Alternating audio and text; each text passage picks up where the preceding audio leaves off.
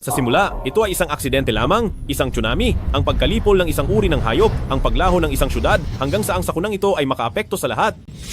Taong 2025, mabilis na bumababa ang liwanag ng araw. Naglabas ng pahayag ang Pandaigdigang Asosasyon ng Pagtugon sa Emerhensya. Pagkalipas ng 50 taon, ang araw ay mawawala na at ang daigdig ay masisira rin. Parehong taon, inatag ang pinagsamang pamahalaan. Nagpatawag ng kumperensya ng agham at teknolohiya ng magkasanib na organisasyon sa buong mundo pang humingi ng mga solusyon para harapin ang krisis. At ako, pagkalipas ng 50 taon, nakabuo ng isang artipisyal na araw na sinasabing tanglaw ng sangkatauhan, ngunit huli pa rin ako. Guro, magsisimula na ang proyekto sa paggawa ng araw. Hindi ka ba pupunta? Kayo na lang ang pumunta. Manonood na lang ako dito. Dito lang ako gustong manood. Manood ng paglabas ng sariling araw ng sangkatauhan. Guro, dito lang kami at sasamahan ka. Me.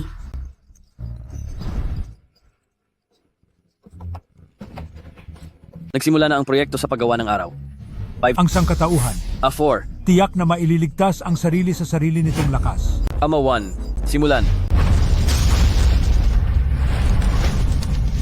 Nagtagumpay. Nagtagumpay. Nagtagumpay tayo, Guro. Guro, tingnan tingnan mo ang iyong artipisyal na araw. Nagtagumpay. Nagtagumpay. Pandaigdigang anunsyo, taong 2075. Nabigo ang proyekto sa paggawa ng araw. Dahil hindi kayang suportahan ng natitirang enerhiya ng daigdig ang pagsisimula ng artipisyal na araw, ang sangkatauhan ay maaaring malipol. Mga mamamayan, ayon sa pinagkasunduan ng Organisyong Lianhe, binago ang oras ng pang-araw-araw na supply ng kuryente sa alas 11 ng umaga hanggang alauna ng hapon, 2 oras. Alas 6 hanggang alas 7 ng hapon, 2 oras. Pakiusap sa publiko na magplano ng maayos sa paggamit ng kuryente. Kasabay nito, taos-puso naming inaanyayahan ang mga pribadong iskolar na lumahok sa kumperensiya sa agham at teknolohiya upang mag-ambag sa paglutas ng krisis sa araw. Mga kababayan, matapos ang talakayan ng Organisasyong Lianhe, ang oras ng supply ng kuryente bawat araw ay ilipat sa alas 11 ng tanghali. Isang taon na mula nang makabalik ako 50 taon sa nakaraan. Sa loob ng taong ito, naipauna ko ng 50 taon ang huling binhi ng sangkatauhan. Sa pagkakataong ito, tiyak kong pasisiglahin kita upang magliwanag sa buong daigdig. Ay, Kuya Zhao, Sir Chen, napadaan lang ako para kamustahin si Pei Feng. Hindi pa rin ako mapalagay tungkol sa kanya. Sabi mo nga, siya, nagbabad sa pag-aaral ng 10 taon, saka lang nakapasok sa Qingbei University. Tapos nasabayan pa ng krisis sa araw.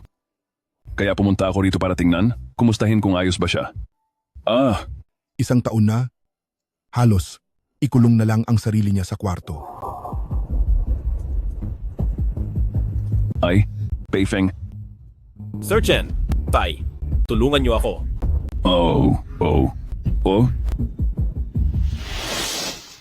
Ay naku, Pei Feng. Anong balak mo rito? Manong, ito na yon. Alis na tayo. Sige, saan ihahatid? Sa Daxia United Organization, sa venue ng Tech Conference. Ayos. Tech conference? Anong gagawin mo sa tech conference? Na ako naman, anak, ni hindi ka pa nga nakapag-college, tapos pupunta ka sa tech conference, makikisali ka pa. Pupunta ako. Para iligtas ang mundo.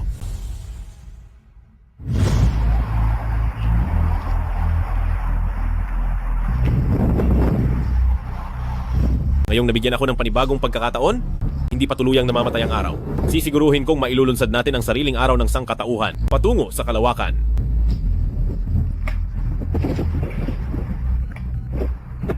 Hello, nandito ka sa United Organization Tech Conference. Hello? Magre-rehistro ako. Pangalan? Edad? Zhou Pei Feng, 18. Ano ang plano mo para tugunan ang krisis sa araw? Artificial na araw. Si Zhou Pei Feng, 14 anyos pa lang, isa na namang hindi mapagkakatiwalaan. Umalis ka. Lumayas ka. Gawing robot ang tao sa Cybertron planet. Ayaw mo bang maging Optimus Prime? Bakit hindi? Pagdating ng panahon, lahat ay magiging Autobots. Hindi na kailangang maglakad papuntang trabaho. Umalis ka. Umalis ka. Palayasin. Ano yan? Cybertron planet pa? Sobrang kalokohan. Bakit niyo ako sinasalungat? Hindi ako sumasang-ayon. Ang ating pagpupulong ngayong ito, ang mga hurado ay pinili ng United Organization, ang mga nangunguna sa larangan ng siyensiya sa bansa. Si Professor Wan, professor ng physics at doktor ng filosofiya sa Daxia, at kasabay nito, pinuno ng Disaster Emergency Department. Si Mike, direktor ng NA Institute of USA. Si Kui Ping, kinatawan ng United Organization. Ang mga manonood ay mga opisyal din mula sa iba't ibang antas ng United Representative. Kayo ay nagdududa sa kanila. Ako, Ang pagpupulong na ito ay inorganisa ng United Organization upang iligtas ang mundo. Kanselado ang limitasyon sa paggamit ng kuryente upang makita ng lahat ng ating mga kababayan ang live broadcast. Ito ay upang sabihin sa mga tao na hindi nakakatakot ang katapusan ng mundo. Tiyak na makakahanap tayo ng solusyon sa pandaigdigang krisis. Kung ang susunod na kalahok ay ganito pa rin ang gawi at nagsasabi ng kung ano-ano, mabuti pang umalis na siya. Nagliligtas tayo ng sangkatauhan. Hindi para magpakitang gilas kayo dito. Old One, bakit ka pa umaasa sa mga ordinaryong taong ito? Ha? Kami ay para lang magpakitang tao. Ang joint organization na ito ay nalilito rin. Ano ang isang master na kabilang sa mga tao? Ang mga salitang ito ay para sa mga ordinaryong tao, para aliwin ang kanilang sarili.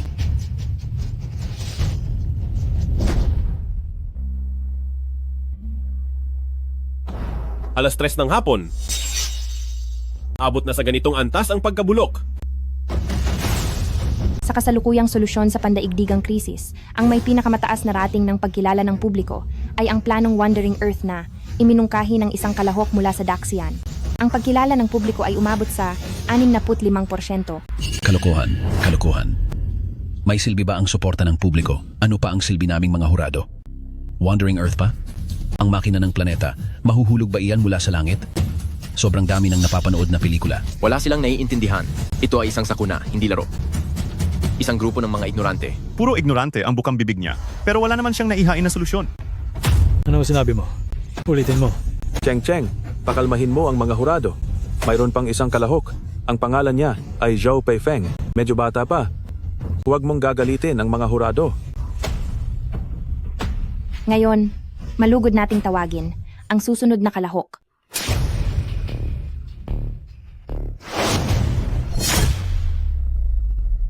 Kadiri, ano yan? Ginagawa ko rin ito para iligtas ang sangkatauhan at ibahagi ang aking mga ideya, pero pinagmumura ako ng mga hurado. Susunod, malugod nating tawagin ang ating huling kalahok, si Zhao Peifeng. Zhao Peifeng, 18 taong gulang, ang huling taon ng Xiaxue, valedictorian sa physics. Ikaw ang top-notcher sa science sa buong bansa. Top-notcher ka, ano? Hindi ka naman nakapagkolehiyo? Tama. Malamang may dala na naman siyang mga ideyang kathang isip para lang magpasikat. Nasa bingit na tayo ng solar crisis, hindi ko idadaan ang buhay at kamatayan ng buong sangkatauhan sa biro. Hindi isang plano ang dala ko. Kung hindi plano, anong ginagawa mo dito? Hindi isang plano ang dala ko, kundi imbensyon. Isang imbensyon na kayang iligtas ang buong sangkatauhan. Anong imbensyon? Sa tulong mo lang, isang imbensyon ng estudyante ng high school para iligtas ang sangkatauhan. Alas 4 pa lang, pero dilim na dilim na. Totoo nga, umiikli na ang araw. Lolo Joe, tingnan mo, nasa live stream ang anak mo. Ano? Nasa live stream ang anak ko? Oo, buksan mo na ang telebisyon at tingnan. Ang imbensyon ko ay isang artipisyal na araw. Lokohan. Isa na naman itong naghahanap ng atensyon. Nagsisinungaling ka. Nagsisinungaling ka. Nabaliw na ba si Peifeng? Kinulong niya ang sarili sa kanyang silid sa loob ng 1 taon para lang magyabang sa TV? Artificial na araw? Ano yon?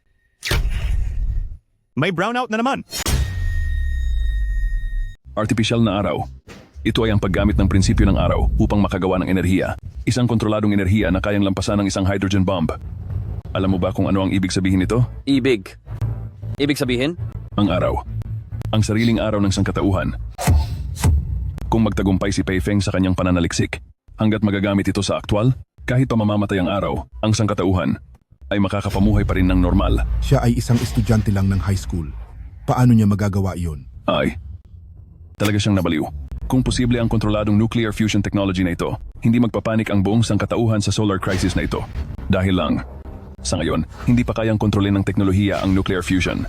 Siya, sinabi niyang ginawa niya ito mismo. Walang saysay. Naghahanap lang ng atensyon. Ano ang tingin mo sa amin? Alam mo ba kung ano ang prinsipyo ng artipisyal na araw? Mga hurado, huwag muna kayong maging emosyonal. Sa temperaturang mahigit 100 milyong Kelvin at mataas na presyon, ang mga isotope ng hydrogen ay sasailalim sa fusion reaction na magdudulot ng napakalaking enerhiya. Kasabay nito, ang nuclear fusion na pinangungunahan ng malakas na interaksyon at gagawing nuclear fusion na pinangungunahan ng mahina na interaksyon upang ang malaking enerhiya tulad ng araw ay unti-unting ilalabas. Direktor, nalagpasan na ng global attention ang 1%. Ang ating programa ay umabot sa world trending number 1. Ano? Ito ang pag-asa ng sangkatauhan, ang apoy ng sangkatauhan, ang artipisyal na araw. Hahaha. Akala ko, itong kompetisyon ay hindi magiging ganoong kahusay. Pero hindi ko inaasahan, itong si Zhou Peifeng ay magdudulot pala sa atin ng ganito kataas na atensyon. Malapit nang mawala ang mundo. Anong silbi ng atensyon? Wala kang alam. Tatanungin kita. Ang solar crisis, pagkatapos sumiklab, ang pinakamalaking problema. Ano? Ay mawawala na ang araw. Mawawala ang araw. Ilang dekada pa yon. Ang pinakamalaking problema ngayon ay ang mentalidad ng mga tao sa mundo. Ang orihinal na layunin ng ating programa ay upang magtatag ng isang modelo, isang pag-asa. Sa tingin ko, si Zhou Peifeng ang pinakamahusay na pagpipilian. Ministro, itong artificial na araw, totoo ba? Gamitin mo ang iyong utak. Posible bang totoo yan? Pero paano kung totoo nga? Kung gayon, siya ay magiging tagapaghawak ng espada ng ating mundo. Siya ang tagapagligtas na magpoprotekta sa mundo at tayo, sa henerasyong ito, ay susunod sa kanya at mapupunta sa kasaysayan, magiging immortal. Mrs., bilisan mo at tignan. May isang high school student umimbento ng artipisyal na araw. Ano? Halika na, halika na. Tingnan ninyo. May isang high school student mula sa Longcheng pumunta sa United Government. Sinabing umimbento siya ng artipisyal na araw na kayang iligtas ang sangkatauhan. Naniniwala ka ba dito? Ay, hindi ba ito si Zhou Peifeng? Kilala mo? Kaklase ng anak ko, ang top scorer sa National College Entrance Exam sa Science. Narinig ko lang na pagkatapos lumitaw ang solar crisis, nawala na siya ng kontak sa lahat. Hindi ko inakala na sasali siya sa pinagsamang organisasyon, teknolohiya, kumperensya. Ano? Ay, para lang makakuha ng papuri sa pagkakataong ito, marami kang sinaliksik online, hindi ba? Ha? Online? Ngayon, lahat ng dokumento at pananaliksik online tungkol sa artipisyal na araw ay may problema. Napakaambog mo. Paano mo kinuwestiyon ang pananaliksik ng mga siyentista sa buong mundo? O baka naman, pakiramdam mo ay mas magaling ka kaysa sa kanila? Tama. Ikaw, Hindi man lang nakapagkolehiyo, tapos sasabihin mong mas magaling ka pa sa mga siyentista ng buong mundo? Ikaw? Sino ka ba para magsalita ng ganyan? Tama. Tingnan mo muna ang sarili mo sa salamin. Gusto kong tanungin ang mga hurado. Ang sinasabi ninyong mga siyentista sa buong mundo, nagtagumpay ba silang gumawa ng artipisyal na araw? hindi nga sila nagtagumpay, pero hindi ka rin makakagawa. Kung hindi nga sila nakagawa, ibig sabihin lang nito ay ang kanilang pananaliksik ay hindi pa nasubukan sa praktika. At ang praktika, ang tanging pamantayan para masuri ang katotohanan. Kaya ang kanilang mga impormasyon, para sa akin, ay karapat-dapat lamang na maging sanggunian. Ano ang sinasabi mo? Sinasabi mo bang ang lahat ng research sa mundo ay para lang sa iyo upang maging sanggunian? Sige, ibaling na natin sa tamang usapan. Sige. Mr. Zhou, hindi ba medyo matindi ang mga sinasabi mo? Dahil hindi mo pa rin naman nasusubukan sa praktika, hindi rin sigurado na tama ang sinasabi mo. Ako ay nakumpleto na ang praktika ng artipisyal na araw. Ikaw, hehehe, nagsisinungaling ka. Ilabas mo para makita namin. Professor Juan, ganito na ba ang ugali ng mga top scholar ninyo sa Shia country? Ha? Puro kalokohan ang sinasabi. Ipapadala ka agad. Bago yan, kayo, maaari nyo munang tingnan ito. Bilisan nyo, ilagay siya ng mesa. Kung ganoon, gusto kong makita. Anong kalokohan na naman ang ilalabas mo?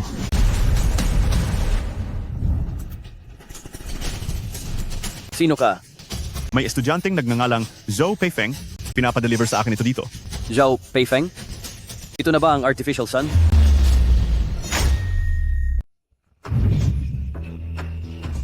Ginoong Zhao, ano ito? Ang pinagkaisang pamahalaan ay kayang gumawa ng artipisyal na araw. Ang mataas na temperatura sa araw ay hindi rin problema. Ang mataas na presyon nito ay kayang maabot sa pamamagitan ng magnetic confinement coils.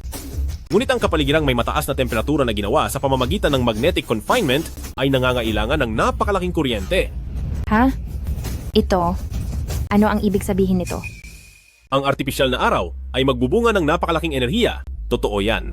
Ngunit nangangailangan ito ng napakalaking enerhiya upang suportahan ang paggaya nito sa araw para makagawa ng fusion reaction. Halimbawa, nakapagtanim ako ng pagkain na nagkakahalaga ng 100 piso. Ngunit kailangan kong gumastos ng 200 piso para bumili ng lupa at buto. Ibig mong sabihin, para sa enerhiyang ito, sinayang natin ang mas maraming enerhiya? Tama? At hindi lang kaunting enerhiya ang nasayang. Ang enerhiyang kailangan ng artipisyal na araw, sa simula, ay katumbas ng pagkonsumo ng kuryente ng isang napakalaking syudad. Kaya, kung paano lutasin ang problema ng pagkawala ng enerhiya ng artipisyal na araw, ang naging pinakamalaking hamon. Puro ka walang kwentang salita. Sino ba ang hindi nakakaalam ng problemang ito? Ngunit sino ang makakalutas nito?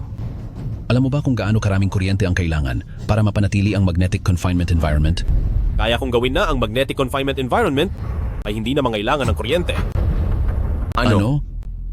Ang superconductor ang solusyon. Hahaha. Superconductor? Ang superconductor ay maaari lamang gumana sa napakababang temperatura. Ano? Sa Arctic kagagawa ng araw? Nagawa ko na.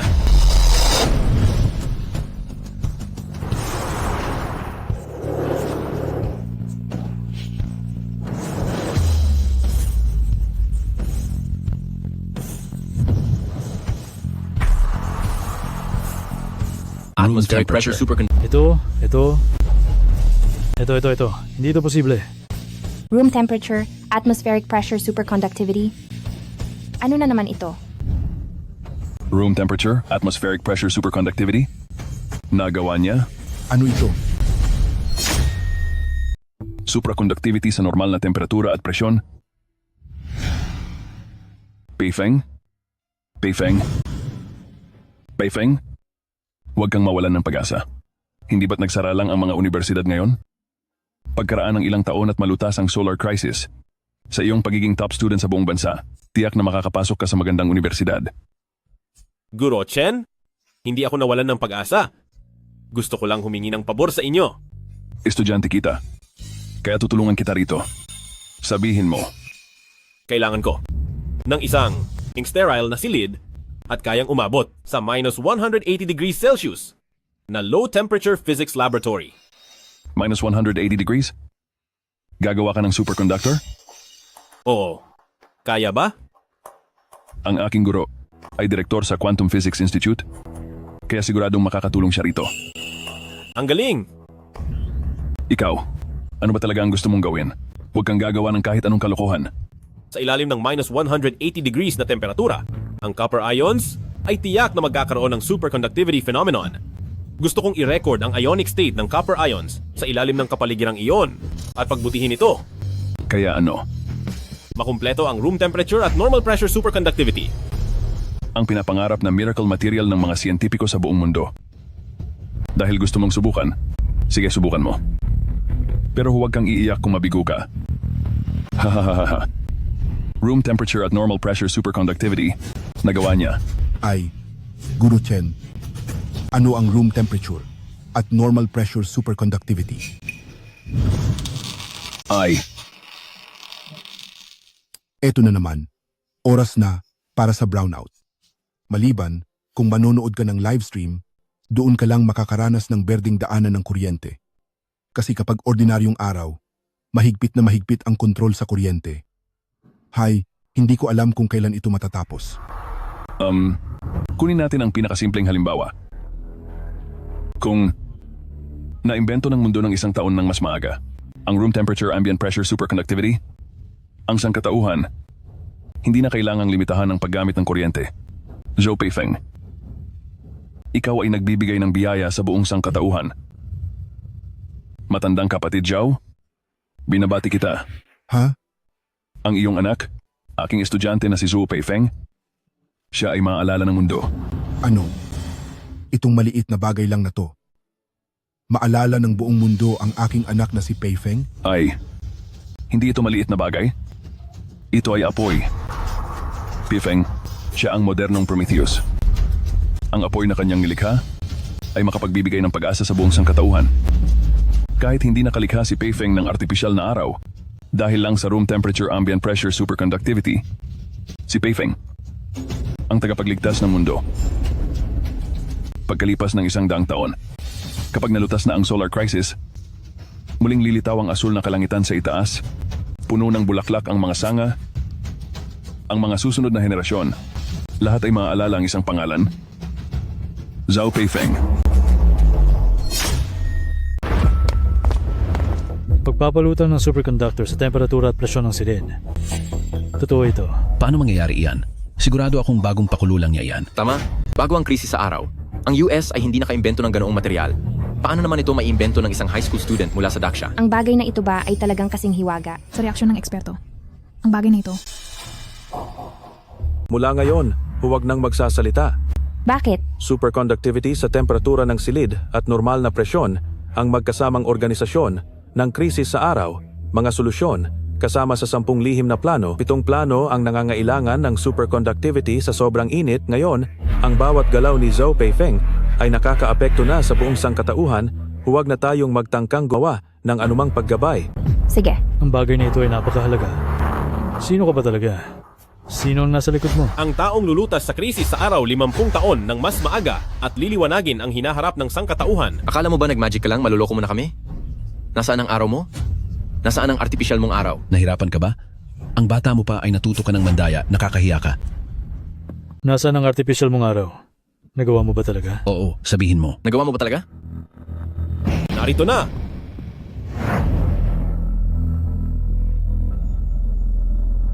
Ay, bakit ka nagdala ng basurahan? Basurahan? Sinasabi ninyong basurahan ito?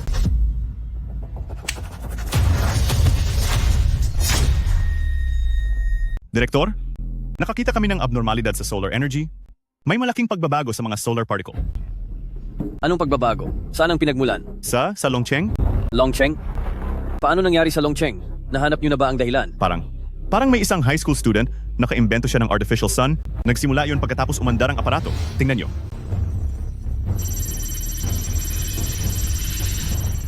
I-notify ang United Government, ipaalam sa mga head ng iba't ibang regional branch, kahit nagpapahinga sila o kahit anong ginagawa nila.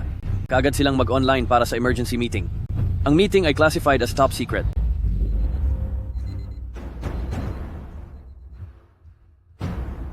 Nagsimula na ang emergency power supply.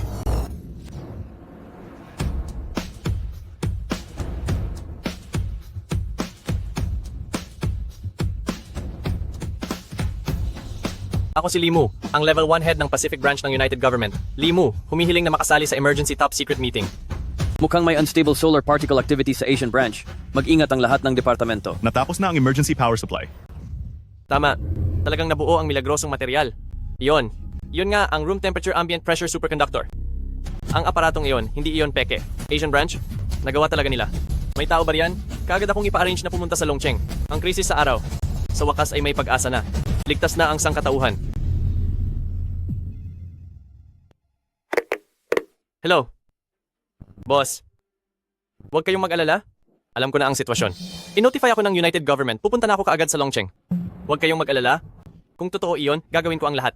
Para protektahan ang binatilyo.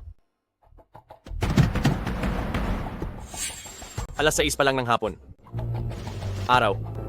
Susukuan mo na ba talaga kaming mga tao?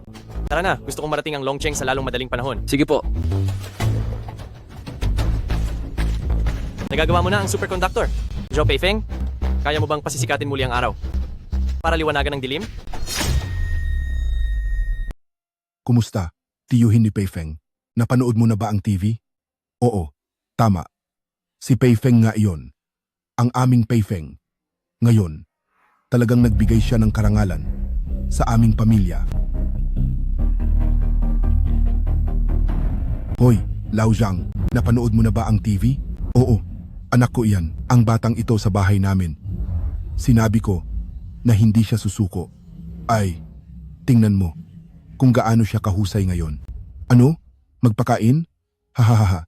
Sige, sige. Walang problema. Magpapagala ako ng handaan. Hahaha. Hoy, ikalawang tita. Napanood mo na ba ang TV?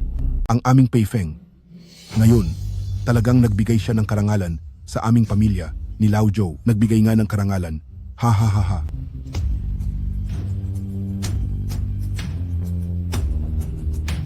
Hoy. Guro. Chen Nian. Bakit mo ko tinatawagan? Hindi ko po kayo binigo. Ang estudyante ko, nagtagumpay siya. Artificial na araw? Superconductor? Ay, nagsasayang ka lang ng oras ko sa pagtawag para lang magyabang sa harap ko? Ha? Mukhang ang pagpapalis ko sa iyo mula sa eskwelahan. Ang pinakatamang desisyon na ginawa ko sa buhay ko. Umalis ka! Huwag ka nang makipag-ugnayan sa akin muli.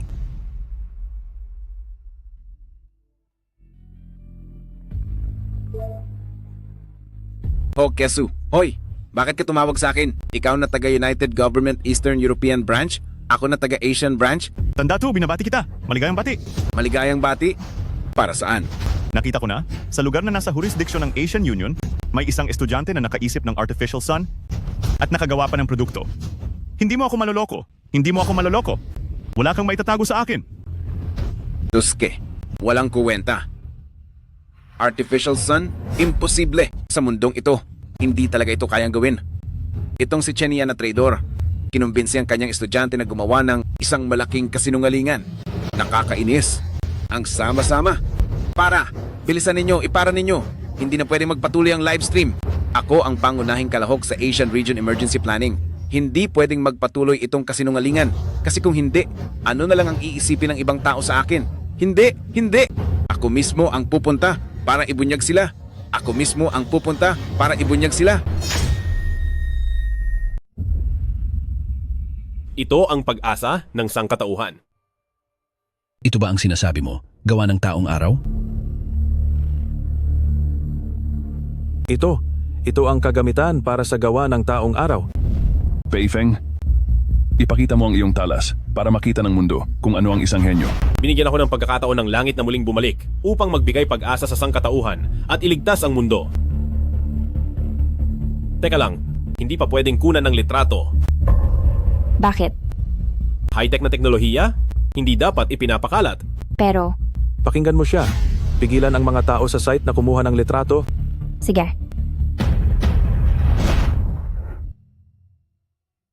Tunay nga itong anak ng pamilya Zhao. Kitang-kita na nagpapanggap lang. Tinawagan pa ako para magyabang. Puro sila mahihirap na pamilya. Noong nag-aaral pa ang bata, dito pa sila humiram ng pera. Ngayon siya, paano naman siya magiging ganoon kagaling? Gusto kong makita, kailan siya mabubunyag.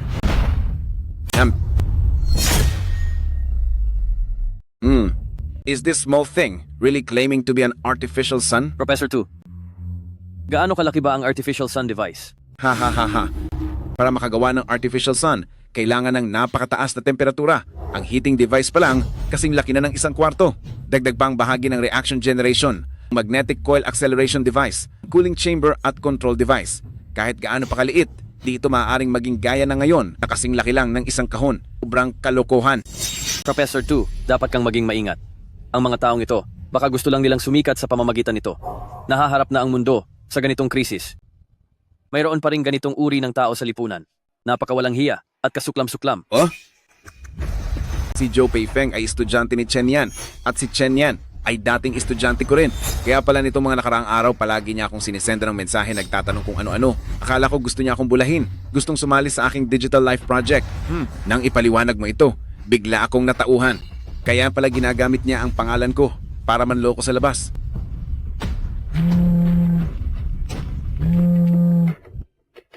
Tingnan mo? Ang mga opisyal ng United Organization hindi tumitigil sa pagtawag sa akin. Ito na, tiyak na kailangan ko nang magpaliwanag.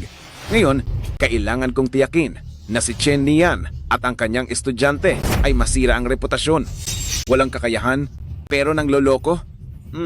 Ilusyon lamang.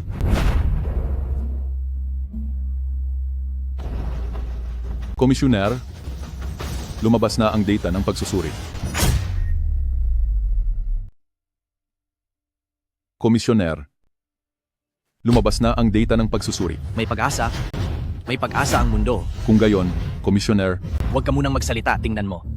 ito si Zhao Peifeng. Tama. Kumusta ang data ng pagsusuri? Totoo ba dapat ito? Tama. Base sa footage sa site, nasuri na namin. Totoo ang superconductivity.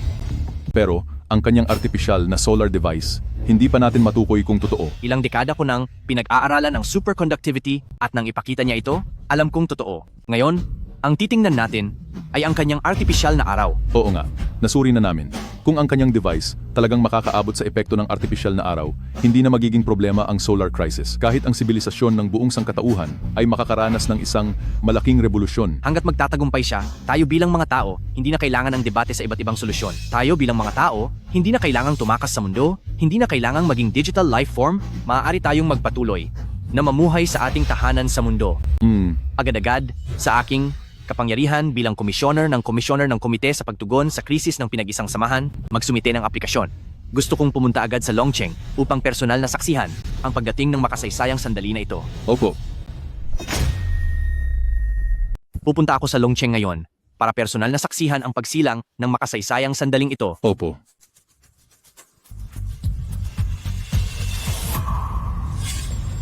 Komite, pakiramdam ko ay magtatagumpay ang plano ko sa tulong ng buong mundo. Gagawa tayo ng mga sasakyang pangkalawakan para maghanap ng bagong tahanan. Paano mangyayari iyon? Ang daming tao sa mundo, ilang space cruiser ang kakasya sa kanila? Kahit pa nakasakay sila, paano ang pagkain? Paano ang enerhiya? Hindi na kailangang ilagay ang ganoong karaming tao. Kailangan lang nating dalhin ang mga piling tao sa mundo. Tungkol naman sa ibang hamak na tao, hayaan mo na silang mamatay sa mundo. Ikaw? Komite, ano ang tingin mo sa aking plano? Posible pa rin ito? Pwede ka nang lumabas. Anong ibig mong sabihin? Dahil iniwan mo ang iyong mga kababayan, hindi ka karapat-dapat na umupo sa pulong na ito na nagpapasya sa buhay at kamatayan ng lahat ng tao sa mundo. Sige. Titingnan ko kung anong paraan ang magagamit ninyo para mailigtas ang lahat ng walang sakripisyo. Ito ay realidad, hindi fairy tale. Mga kasama, may iba pa bang plano? Mayroon ako. Sa tingin ko, maaaring gamitin ang Digital Life Plan upang i-store ang kamalayan ng lahat ng residente ng mundo sa isang virtual na mundo sa server. Ang server ay ilulunsad sa malawak na kalawakan na may walang katapusang solar energy pagkatapos mahanap ang isang planeta na angkop para sa pamumuhay ng tao sa pamamagitan ng gene bank ay muling bubuhayin ang mga tao. Tao pa rin ba tayo sa panahong iyon? Ang sibilisasyon na walang tao ay walang saysay. Mayroon pa tayong oras, mag-isip pa tayo. Tapos na ang pulong.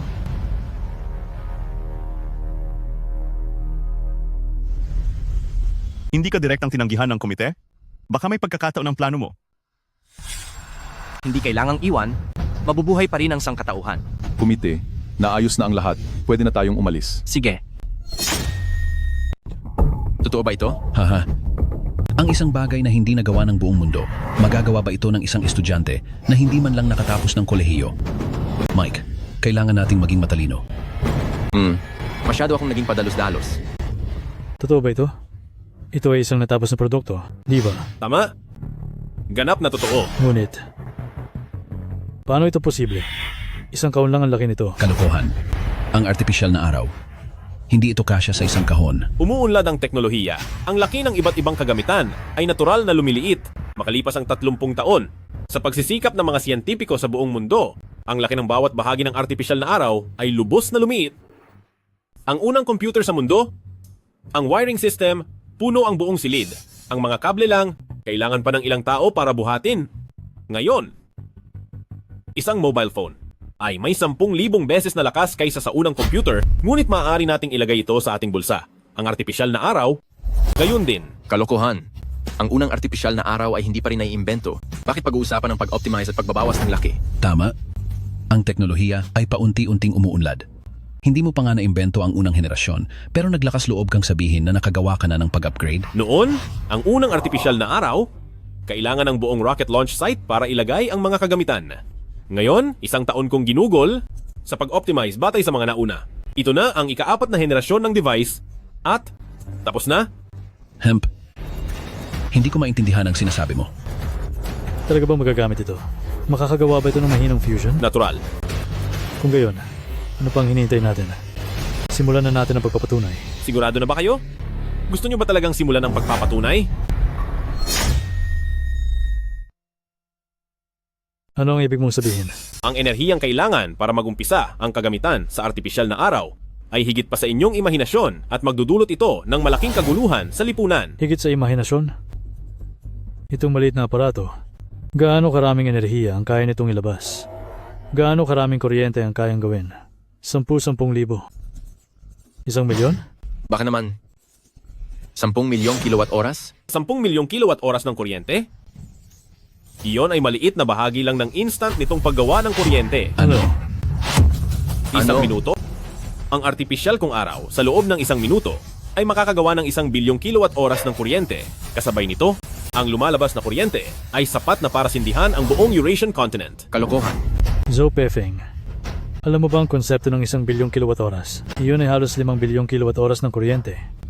5 bilyong kilowatt oras ng kuryente. Huwag nating pag-usapan. Ngayon, pag-usapan natin bagong solar crisis. Alam mo ba kung magkano ang 1 kilowatt oras ng kuryente? Sabihin mo sa akin, itong aparato mo, sa 1 minuto, makakagawa ng bilyon-bilyong halaga ng kuryente? Ito ay isang mababang pagtatantya lamang. Zhou Peifeng, mahigpit ang agham. Huwag kang magsalita ng walang basehan. Professor Juan, ako rin ay mahigpit. Kung gayon, simulan mo na. Patunayan mo sa amin. Kung talagang gusto ninyo akong patunayan, sasabihin ko muna ang 2 kahihinatnan. Kung matatanggap ninyo, maaari akong magsimula anumang oras. Sasabihin ko muna ang 2 kahihinatnan. Kung tatanggapin ninyo, pwede akong magsimula anumang oras. May kahihinatnan pa. Nagpapanggap ka. Sabihin mo, anong kahihinatnan? Una, ang paggana ng aparato ay nangangailangan ng napakalaking enerhiya. Gaano karami ang kailangan mo? Ubusin ang lahat ng imbakan ng kuryente sa buong Asya. Ano? Hindi ito posible. Kahit hindi ako masyadong nakakaintindi, pero alam ko, ang pagpapatakbo ng lipunan sa buong mundo, ang enerhiyang kailangan ay umaasa sa mga imbakan ng kuryente sa iba't ibang lugar. Kung uubusin ang mga imbakan ng kuryente, katumbas iyon, ng pagpapahinto sa buong lipunan. Ha. Dahil lang sa wala mong imbensyon na yan, uubusin mo ang lahat ng planta sa buong Asya? Ha. Ay, tama nga, ang pagyayabang hindi naman kailangan ng balangkas. Pangalawa, kailangan gumana ang artipisyal na araw sa kalangitan. Kung gagana ito sa lupa, automatiko itong magiging low power mode at hindi ito maglalabas ng napakalaking liwanag tulad ng araw. Ibig mong sabihin, kailangan ko pang maghanap ng rocket para ito ay ipatama sa langit? Tama. Kalokohan. Kung ayaw mong i-verify, sabihin mo na lang, huwag kang magdahilan para lokohin kami. Kung gagana din naman sa lupa, subalit dahil naubos ang lahat ng kuryente, kaya bago ang aparato makapagbigay ng energy feedback, ang buong Asya ay mapupunta sa lubos na kadiliman. Lubos na kadiliman. Boss ang buong imbakan ng kuryente ng Asya, at pagkatapos ay ang buong Asya, malulubog sa kadiliman. Kung mabigo ang eksperimento, ang buong sangkatauhan, baka malulubog sa mas matinding kawalan ng pag-asa. Sa panahong iyon, kaguluhan, sa lipunan, at natatakot ang lahat, baka ang buong pinag-isang pamahalaan ay hindi kayang akuin ang ganoong kalaking pagkalugi. Ministro, ang aming livestream ay pandaigdigan. Pinag-uusapan na. 7 bilyong tao sa mundo. Halos kalahati ay nanonood ng aming livestream. Kalahati. Bakit napakarami? Marami ng netizen ang nagboboluntaryo na i-promote si Zhou Peifeng.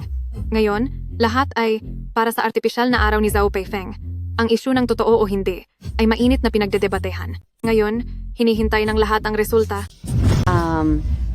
Totoo ba ito? Kung may artipisyal na araw, maliligtas ba tayo? Paano mangyayari iyan?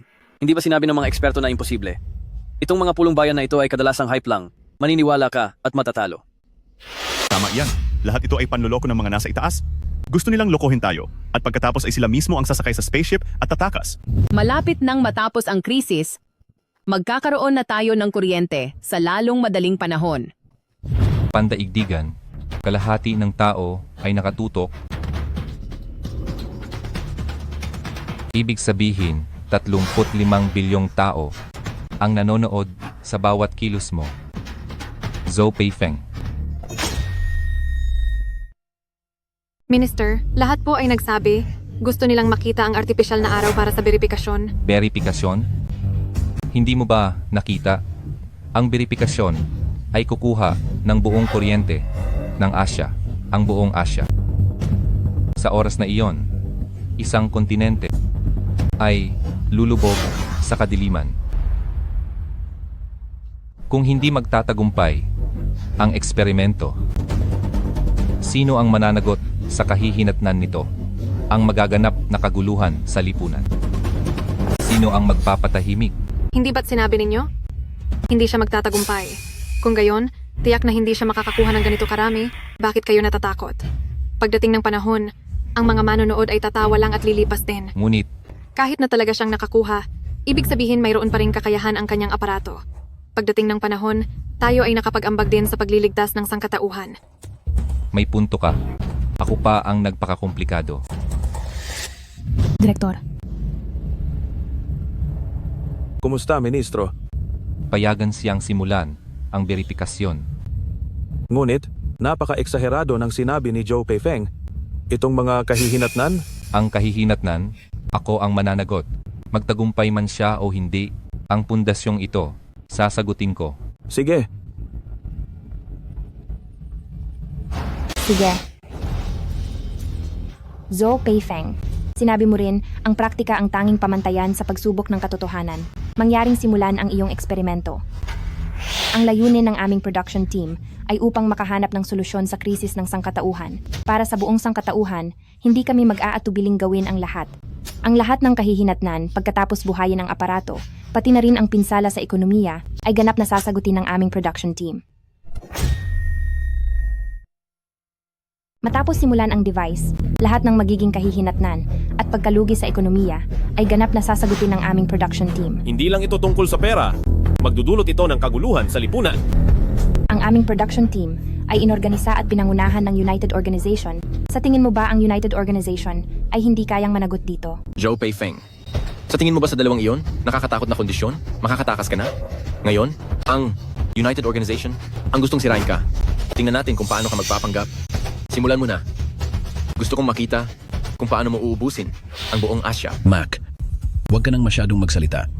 Hindi basta-basta ang batang ito, hindi natin alam kung ano talaga ang device niya. Ano nga ba iyon? Kung sakali na mayroon talagang kakaiba, hindi ba't ang mga sinasabi natin ngayon ay magiging sanhi ng sarili nating problema? Kuwiping, naniniwala ka na ba sa batang ito? Isa pa, mayroong United Organization na sumusuporta sa atin. Ano ang kinatatakutan mo? Zhou Peifeng, umpisahan mo na. Uulitin ko, ang device ko ay posibleng maubos ang lahat ng kuryente sa buong rehiyon ng Asya. Lahat ng kuryente. Ang buong rehiyon ng Asya ay malulubog sa... Paulit-ulit lang ang isang linyang iyan. May saysay ba? Sinabi na ng host na sasagutin ito ng United Organization. Ikaw, bakit ka natatakot? Zhou Peifeng, tingin ko, ang bagay na ito, hindi lang ito basta. Kumikinang na bagay, hindi ba? Pinapahintay kitang veripikahin, pero pinapatagal mo lang. Napakatagal. Ngayon, kahit ano pa man ang mangyari, kahit anong dahilan pa ang sabihin mo, ibubunyag ko ang iyong panlilinlang. Sa tingin ko, hindi maaaring kumatawan ang production team sa United Organization na responsable. Imposible. Paano kung sumama ako?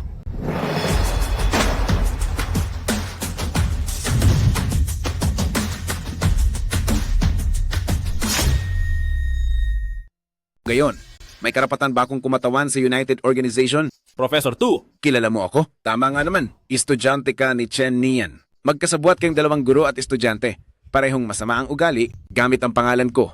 Nagsamantala at nandaraya kung saan-saan. Ang pagkilala mo sa akin ay karaniwan lamang. Haha, Professor Tu, bakit ka narito? Halika, umupo ka.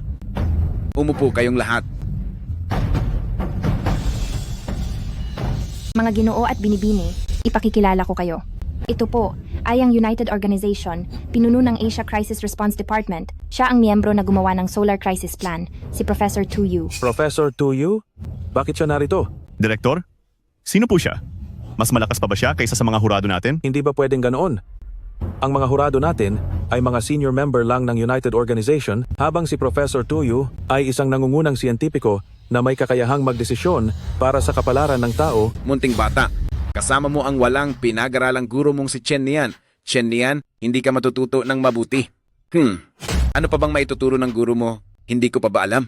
Ha? Sinasabi mong ang crew ng programa ay hindi maaaring kumatawan sa United Organization? Kung gayon, bilang isa sa mga miyembro na maaaring dumalo sa pinakamataas na pagpupulong sa paggawa ng desisyon para sa sangkatauhan, ako ay kumakatawan sa United Organization upang aprubahan ang iyong eksperimento. May iba ka pa bang tanong? Ngayon, titingnan ko talaga kung paano mo paubos ang buong tubig sa Asia. Sige. Kung gayon, ipapakita ko sa iyo. Anong ugali mayroon siya? Hindi ko ba alam. Ang mga estudyante niya, ilan kaya sa kanila ang magiging matagumpay? Ay, Peifeng. Guro Chen. Ay, ikaw nga. Bakit hindi ka pa umuuwi? Gabing-gabi na. Lumabas ka na naman para magtrabaho? Ang electric card sa bahay naubusan na naman ba? Wala akong magagawa. Mas mahigpit na ngayon ang paghihigpit ng gobyerno sa kuryente. Lalong humihigpit. Dagdag pa ang pagsasara ng universidad. Mas marami akong nagamit na kuryente sa bahay sa pagbabasa. Halika, kunin mo. Guro Chen, yung electric card mo ito, hindi ko ito pwedeng kunin. Ay, ako'y nag-iisa lang, marami kayo sa bahay. Halika, gamitin mo. Ay naku, kunin mo na. Guro Chen, maraming salamat. Ay, aalis na ako ha.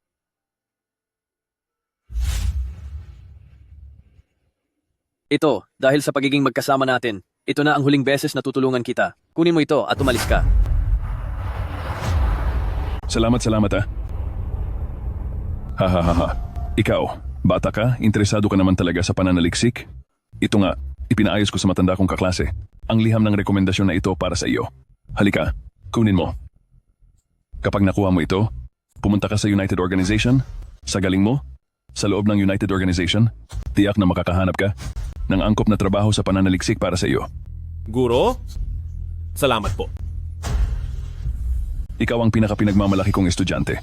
Kung mayroon kang problema, siyempre tutulungan kita. Ako, ang guro mo, ay maraming alam. Ha. Guro, ikaw ang nagbigay sa akin ng pagkakataon noon, binago mo ang buhay ko, at binigyan mo ako ng pagkakataong makilahok sa research at development. Ang aking tagumpay ay hindi mo na nasilayan. Alam ko kung anong klase ang guro mong si Chen yan, di ba? Tanong ko lang, maliit na bata, sino siya para sa'yo? Siguro Chen niyan ay parang guro at ama sa akin. Sino ka naman para sa'yo? Sino ka ba? Walang hiya. Siya, nabaliw siya. Paano siya naglakas loob? Iyon ay si Professor Tuyo. Ay naku, ang daldal mo. Wala nga itong pinagkaiba. Estudyante pala siya ni Chen yan. Mga gagamba at ahas. Noong nag-aaral si Chen yan, siya ang pinakamabagal sa klase. Ilang taon na ang lumipas. Si Chen yan, talagang walang pag-asa. Parang sirang putik. Siya ang pinakawalang kwentang estudyante ko. Sa buong buhay ko, ang pinagsisisihan ko ay ang pagtanggap sa kanya bilang estudyante. Sa dami ng mga estudyante ko, sino ba sa kanila ang hindi naging haligi at nangunguna sa industriya, mga henyo sa siyensiya? Si Chen yan, kontento sa pagiging karaniwan, walang ambisyon, nagtungo sa isang high school para maging guro. Naisip pa niya kung saan ko ilalagay ang mukha ko. Naisip pa niya ang guro niyang tulad ko. At ano ang resulta? Ha?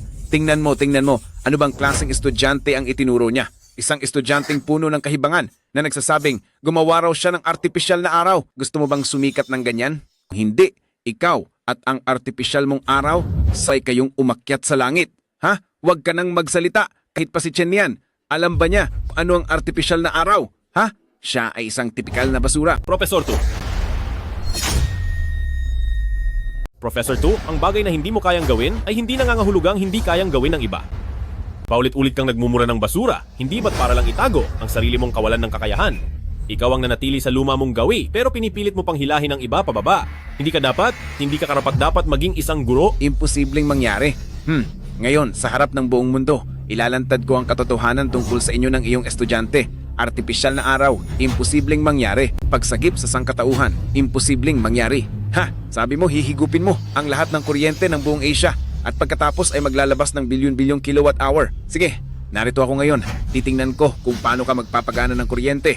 Titingnan ko kung paano mo papasukin sa ganap na kadiliman buong Asia. Kung ganon, handa kang akuin ang responsibilidad at pagkalugi? Siyempre, ako bilang. Mabuti. Host, pwede nang magsimula?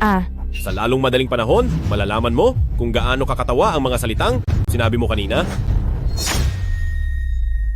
Matauhan mula sa iba't ibang departamento sa lugar, pakipansin. Ngayon, si Zhou Peifeng, pumayag na isagawa ang pagpapatunay ng device. Simulan na ang eksperimento. Lahat ng departamento makipagtulungan ng lubos.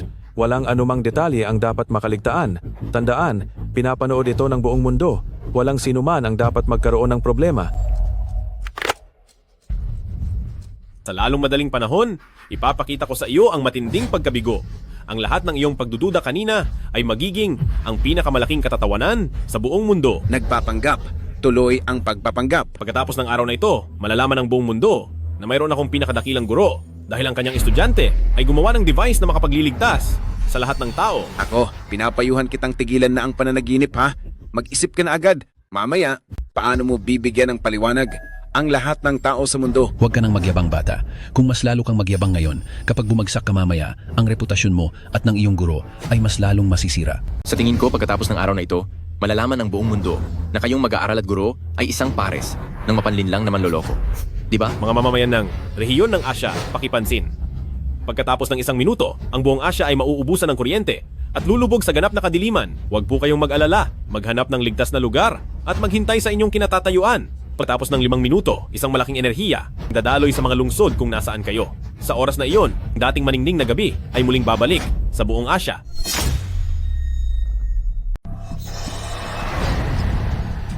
Ang paggamit ng kuryente ngayon ay pinamamahalaan ng gobyerno. Siya ba'y isang batang paslit lang para patayin ito?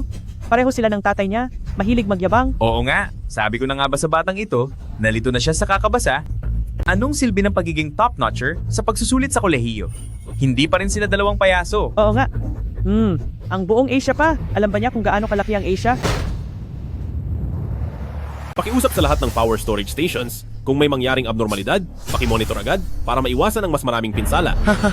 Akala mo, totoo ang sinasabi niya? Ha? Akala mo may maniniwala pa rin sa'yo? Ha? Ha? Minamahal na publiko, ako si Wang Cheng. Ang teknolohiya ng Artificial Sun, matagal nang nasa ating imahinasyon lang. Wala pa tayong nakitang tunay na bagay at hindi rin natin alam kung gaano kalaki ang kapangyarihan nito. Ngayong araw, itong si Zhou Peifeng. Sa tingin ko, baka magbigay siya ng sorpresa sa ating lahat. Willing to believe what he said is true. I also hope what he said is true. Throughout history, humans have broken through one scientific challenge after another because of various imaginations. I would like to ask everyone to believe him this one time. Professor Wan, why are you? Please listen to Zhou Peifeng. Darkness is coming. Stay calm. Power station. Closely monitor the data. Darkness. It might really descend. This experiment may cause considerable losses, but the host just said the production team will bear the cost. Yes, we are willing to bear it. Also, Professor Tuyu just stated that he and the production team will share the cost. If you succeed, Tuyo will change my surname.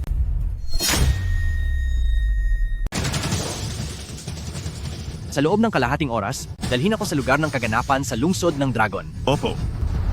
Gusto kong makita mismo ang tagumpay ng artipisyal na araw. Ang isang guhit at isang hagis ay nagtutulungan para maging tao. Hindi pababayaan ng sangkatauhan ang sinuman sa kanyang kapwa. Isang sibilisasyon na walang tao ay walang saysay. Sa buong mundo, tila dito lamang sa istasyon ng kuryente, makikita ang maliwanag na ilaw na ito.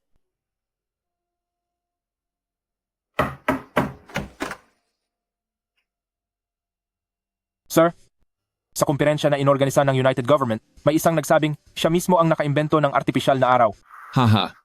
Sinabi pa ng taong iyon, pagkatapos ng 1 minuto, lahat ng aming imbakan ng kuryente sa buong Asya ay mawawalan ng laman.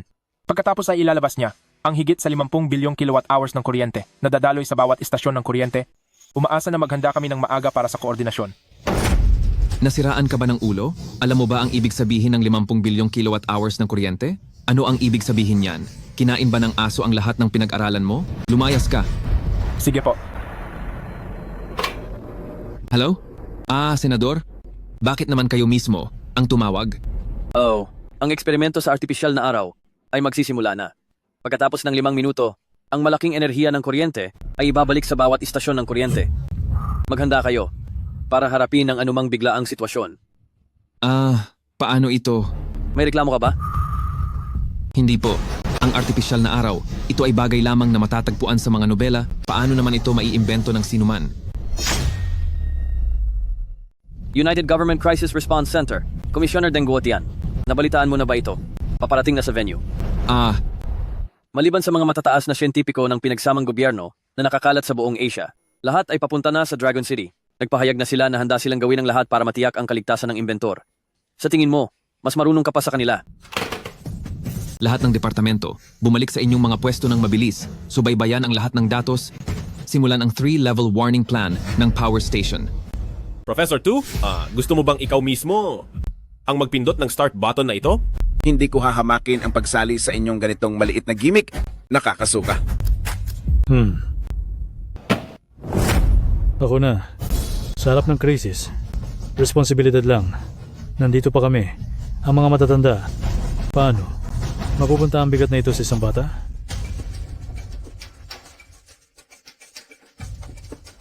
Kung totoo ito, makikinabang din ako sa iyong ningning, kabataan, at magiging unang taong nag-activate ng artificial sun sa kasaysayan. Ngunit kung peke ito, umaasa akong magtatapos ito sa akin. Isa pa, bata pa siya.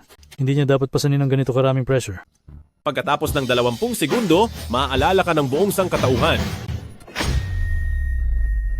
Makalipas ang 20 segundo, tayo ay maaalala ng sangkatauhan. Makalipas ang 10 segundo, makikita ninyo ang tunay na liwanag ng sangkatauhan.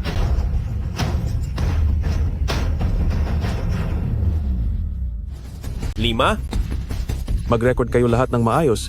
Huwag palampasin ang kahit na anong detalye. Natanggap. Maayos ang kagamitan. Normal ang signal ng live stream.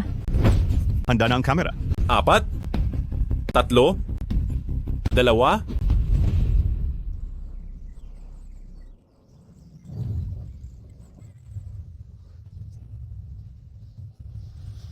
Naniniwala ako. Makikita ko muli ang asul na langit, mga bulaklak na nakasabit sa mga sanga. isa. Professor 1, mangyaring simulan. Ninyo ang pag-asa ng sangkatauhan.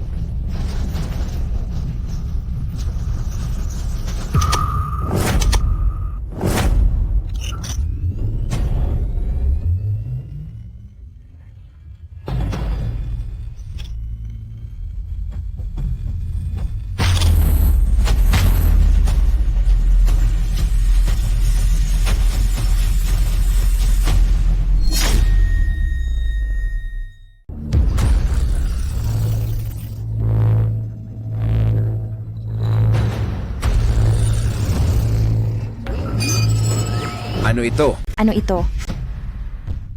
Paano mo ito nagawa? Ito ang kulay na nagmumula sa mahinang reaksyon ng pagsasanib. Pwede mo ring tawagin itong hininga ng araw. Paggalaw ng photon. Artificial na araw. Umaasa sa reaksyon ng pagsasanib na dulot ng mahinang interaksyon. Kapag nagaganap ang mahinang reaksyon ng pagsasanib, ito ay magpapagalaw sa mga nakapaligid na particle ng dahan-dahan at maamo na parang marahang pag-aplos ng isang ina sa kanyang anak. Kapag gumagalaw ang mga particle, natural na makakagawa ito ng enerhiya. Ang enerhiyang ito ay ating nararamdaman at ng araw. Ang enerhiyang ito ay kasing init ng isang ina. Maglalabas lamang ito ng banayad na enerhiya. Ito ang pagmamahal ng araw bilang ina ng daigdig. Totoo nga, ang init.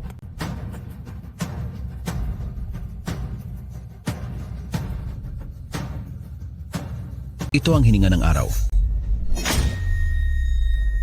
Tanging mahinang fusion reaction ang makapagpapagalaw sa mga particle ng buong espasyo para makabuo ng paggalaw upang makamit itong kamanghamanghang paggalaw. Kung gayon pinatunayan nito na si Zhou Peifeng, nagtagumpay siya. May isa pang posibilidad. Ang tinatawag na solar breath ay imbento lang ng batang ito. Nagkukunwari lang. Ang ilaw na ito ay isa lamang palabas na inimbento niya. Bata, hindi mo ba sinabing pagkatapos simulan ang device, buong Asya ay lulubog? Walang hanggang kadiliman? Ha? Tingnan mo. Umitim ba? Dumilim ba? Hindi ba maliwanag pa rin naman? Tama, hindi ba tayo nasa kontinente ng Asya? Wala namang umitim. Oo nga, sa tingin ko sila ay nagpapakalat lang ng takot. Anong level ba si Professor 2? Sinabi na niya na ang artificial sun ngayon ay hindi talaga kayang gawin, na booking na ang batang iyon, nagpapakatigas pa rin. Talagang hindi titigil hanggat hindi nakikita ang kabaong. Aba, Lao Zhou, tingnan mo kung madilim na sa labas. Hindi naman. Wala namang madilim dito.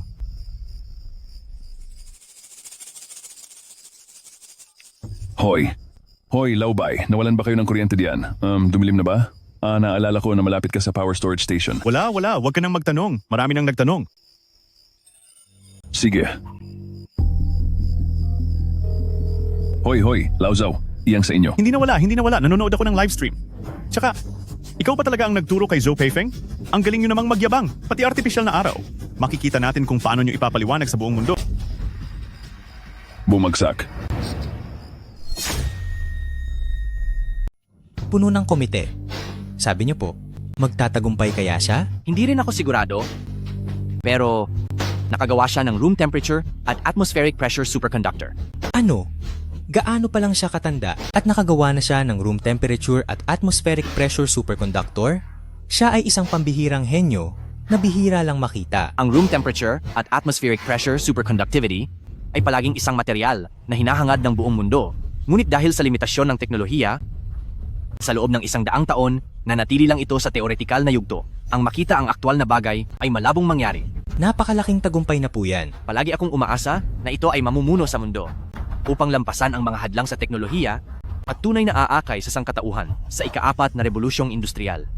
At ito, hindi lang basta dakila. Muling siyasatin ang lahat ng departamento. Tingnan kung may brownout o may anomalya sa imbakan ng kuryente. Wala. Normal ang lahat ng datos. Halos 1 minuto na yan. Muling kumpirmahin kung may anumang anomalya. Lahat ay normal. Sabi ko na nga ba, paano naman mangyayari yan? Hello, Direktor. May anomalya ba sa istasyon ng kuryente? Sa ngayon, wala.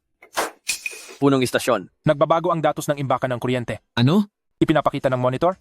Nagsimulang bumilis ng husto ang pagkaubos ng kuryente. Gaano kabilis? 3 beses. Hindi. 4 na beses, 5 beses, 6 na beses, 10 ng beses, at patuloy pa rin ang pagtaas. Naku, may anomalya na. Sobrang bilis ng pagkaubos ng imbakan ng kuryente. Mawawalan na ng kuryente ang ating istasyon ng kuryente. Patay ba ang kuryente? Nagdilim na ba? Bumalik ka na lang at pag-aralan mong mabuti ang artificial mong araw, ha? Pagsisimula ng artificial sun device, nangangailangan ng proseso. Gaano katagal pa? 3 minuto. Maximum na 3 minuto. Pagkatapos ng 3 minuto, makukumpleto nito ang pagsipsip ng lahat ng kuryente. Pagkatapos ay maglalabas ng enerhiya para liwanagan ang gabi ng buong Asya. Parehong-pareho kayo ni Chen Nian.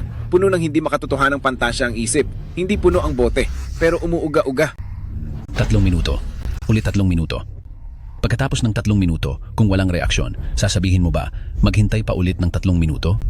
Kami pa, at ang mga manonood sa buong mundo, ay patuloy na maghihintay sa iyo? Ha, maliit na bastardo.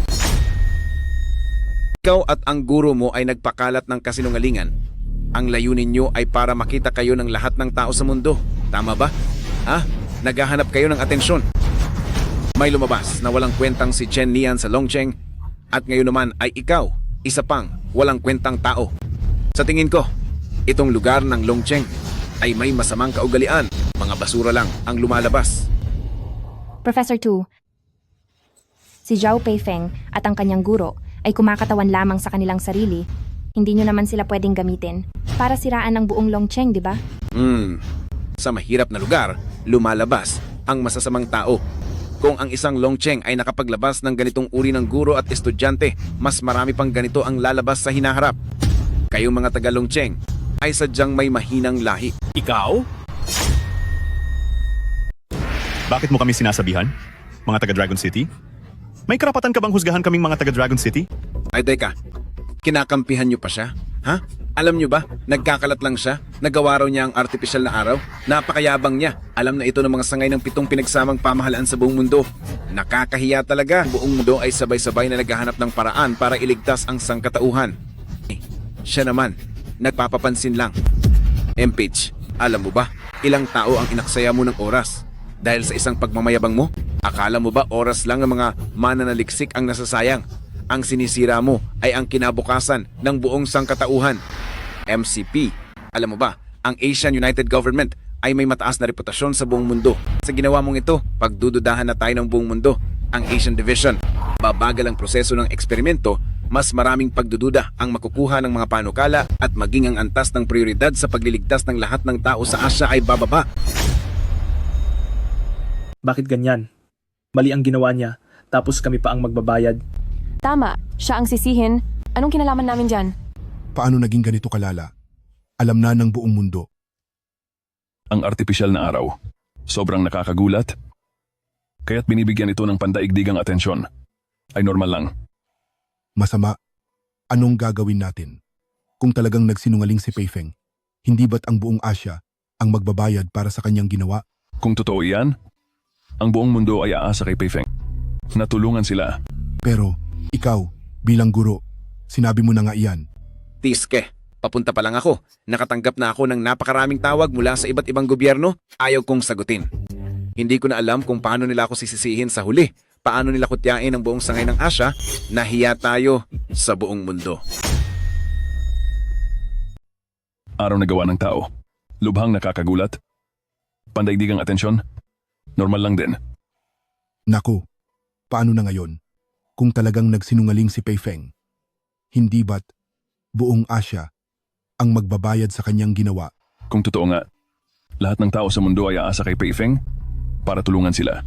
Pero, ikaw na guro, ganoon na ang sinabi mo ah. Pribo, habang papalapit ako, nakareceive na ako ng hindi mabilang na tawag mula sa iba't ibang organisasyon. Hindi ko na nga masagot. Hindi ko alam kung paano nila ako sisisihin sa huli at kung paano nila pagtatawanan ng buong sangay ng Asya. Nakakahiya sa buong mundo. Ngayon, maging ang United Organization ay nagulat na. Alam nyo ba o hindi? Dahil lang sa inyo, ang paksa ng digital life na iminungkahi ko ay posibleng muling questionin at maging ang aking kredibilidad ay masisira. Kayo ay nakikipagsabayan pa rin sa kanya sa kalokohan. Simula ngayon, paano ko haharapin ang United Organization? Paano ko haharapin ang iba sa buong komunidad ng siyensiya?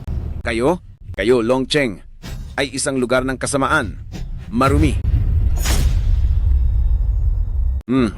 Walang anuman kung napahiya kayo, pero naapektuhan ninyo ako at iyon ay kawalan ng kahihiyan. Ako, si Tuyo, bilang Crisis Response Team Leader ng Asia Division ng United Organization, ay nagpapahayag ang mga Tagalongcheng ay hindi karapat-dapat na iligtas ko. Lahat ng Tagalongcheng ay hindi karapat-dapat na tumanggap ng tulong ko.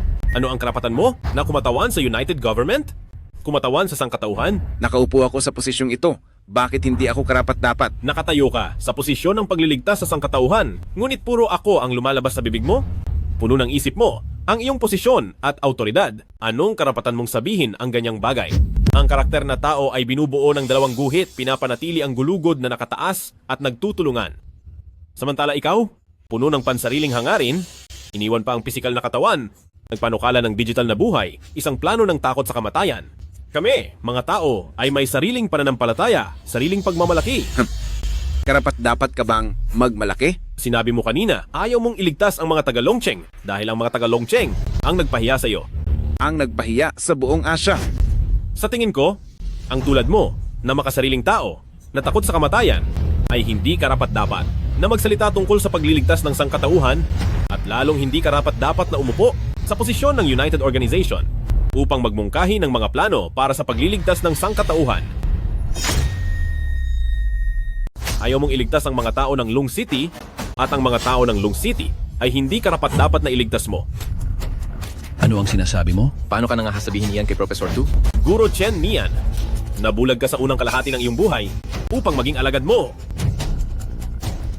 Ikaw! Darating ang araw na si Zhou Peifeng mangunguna sa pinagsamang pananaliksik ng organisasyon.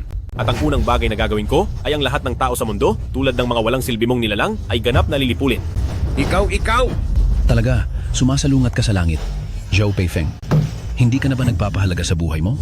Talaga, sumasalungat ka sa langit at hindi na nagpapahalaga sa buhay mo? Oo, ako nga ang nabulag dati. Zhou Peifeng, napabaliw ka na ba? Para sabihin iyan kay Professor Tu. Baliw ka ba? Paano mo nasabing ang profesor na ito? Alam mo ba kung gaano karaming kontribusyon ang nagawa niya? Kung gayon, sabihin mo, ano ba ang lahat ng ginawa niya? Peifeng, si Ginoong Dengote yan mismo ang nagsabi na si Professor Tuyo ang makakapagpatuloy ng kanyang trabaho at magliligtas sa sangkatauhan. Ang makapagbitaw ng ganoong salita, ibig sabihin hindi rin siya marunong pumili ng tao. Maling-mali siya. Walang hiya. Huwag mong bastusin ang aking guro ng ganyan. Kung ang katulad mo ang gagawin niyang kahalili, siguro magkapareho lang din kayo, hindi ba? Si Ginoong Deng iyon? Hindi mo dapat bastusin si Ginoong Deng. 1 minuto. Pagkatapos ng 1 minuto, babasagin ng aking aparato ang inyong pag-iisip at liliwanagan ang buong gabi. Commissioner, labis na si Zhou Peifeng. Naglakas loob siyang hamakin ka rin. Komisyoner, kailangan mo ba ng tulong ko? Ay, hindi siya nagkamali. Ako ang may depekto sa pagpili ng tao. Ngayon, sa harap ng kalamidad, dapat lamang tayong magtulungan. upang magkasamang tuklasin ang paraan para iligtas ang sangkatauhan. Si Toyo, puno ng pag-iisip tungkol sa pagtakas lamang, ang Life Digitalization Plan, at ayaw nang maghanap ng ibang solusyon. Siya, tunay na hindi karapat-dapat na umupo sa posisyong ito sa United Organization. Commissioner, itong Digital Life Plan, ano ba talaga ito?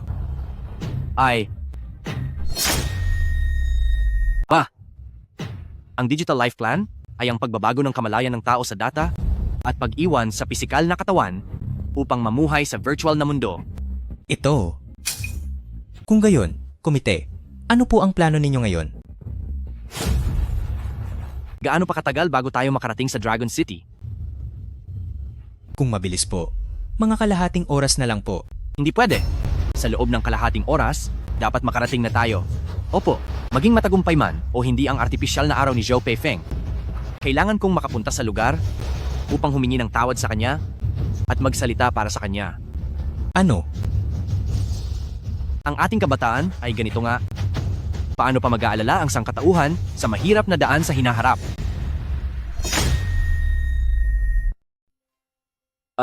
Dumating na.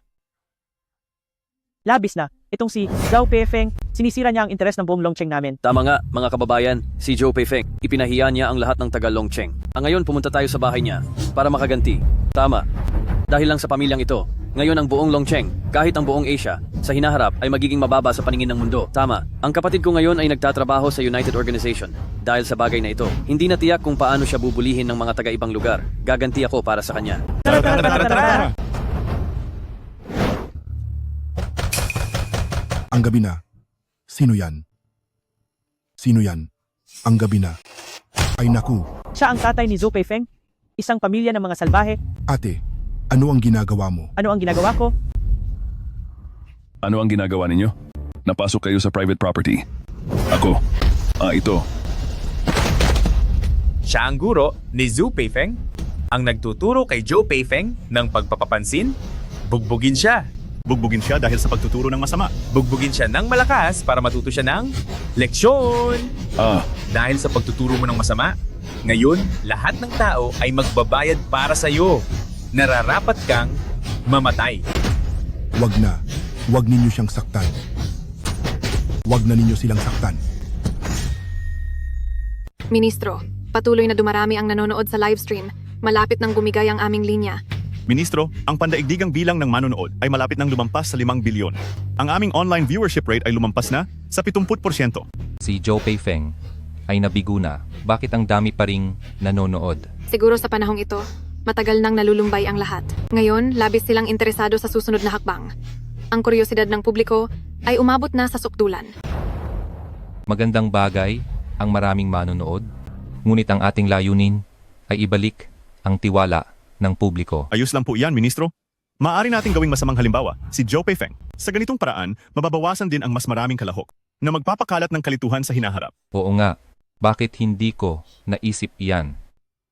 Sigurado ka bang nabigo na ang eksperimento ni Zhou Peifeng? Oo naman. Ministro, tingnan po ninyo, hanggang ngayon ay wala pa tayong brownout. Kung hindi ito pagkabigo, ano pa? Mukhang isang palabas lang pala ito ni Zhou Peifeng. Ministro, ano na po ang gagawin natin ngayon? Kailangan pa ba nating ipagpatuloy ang livestream? Hayaan na lang natin. Si Professor Tu ay miyembro na talaga ng United Organization. Hayaan na lang siyang lumutas. Akala ko pa naman, sa wakas ay may pag-asa na ang sangkatauhan. Sa huli, ang lahat ng ito ay pangarap lang. Mabuti. Station Chief, kinakapos na sa kuryente ang Southern 322 Power Station. Humihingi sila ng tulong sa atin para sa power supply. Station Chief, ubos na ang kuryente sa Northeast 711 Power Station. Naglabas sila ng Red Crisis Alert. Lao Guo, wala na kaming kuryente sa power station. Meron pa ba kayo dyan? Hello? Ang Asia 100 to 200 power stations, lubos na naparalisa. Humihingi ng tulong sa headquarters. Ito? Station Chief, may nangyari. Kinakapos na rin tayo sa kuryente. Ngayon ay hirap na kaming panatilihin ang power station sa buong kapasidad. Talaga? Totoo nga. Ang lahat ng power storage station sa buong Asian continent naubos na. 1 minuto? Malapit na. Ano? Wala pa ring reaksyon? Ano? Ayaw nang magsalita. Kanina, di ba ang dami mong sinasabi?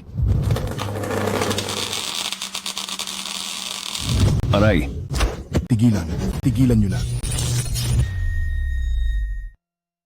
aray. Tigil. Sinabi kong huminto kayo. Ikaw na matandang walang silbi, nangahas pang harangan kami, ha? Nagpalaki ka ng si Zhou Peifeng na iyang batang pasaway, kaya hindi ka rin magandang tao. Sige, sabay-sabay na bugbugin. Bugbog! Bugbugin niyo siya. Bugbugin niyo siya. Huwag na. Huwag nyo nang saktan si Guro Chen. Ako na lang. Walang kinalaman si Guro Chen dito. Ang dalawang matandang ito ay hindi man lang lumaban, ang walang saysay namang pambubugbog. Nakakapagod. Sayang, kung narito lang sana si Zhou Peifeng ngayon, mas ganado pa sana akong manakit kaysa ngayon. Guro Chen, ako ang nagdulot ng gulo sa iyo. Kuya Zhao, kung si Peifeng, hindi sana nakaranas ng solar crisis, hindi ba dapat nasa Qingbei University na siya? At sinisimulan na ang kanyang magandang buhay? Kuya Zhao, palagi kong pinaniniwalaan. Ang anak mo, ang estudyante kong si Zhou Peifeng, tiyak na magtatagumpay siya. Bakit? Nananaginip ka pa ba ng gising? Ang anak mo ay isang sinungaling. Ang sinasabi niya, ha? Anong nangyayari? Bakit ang dilim na? Bilis, buksan ang flashlight.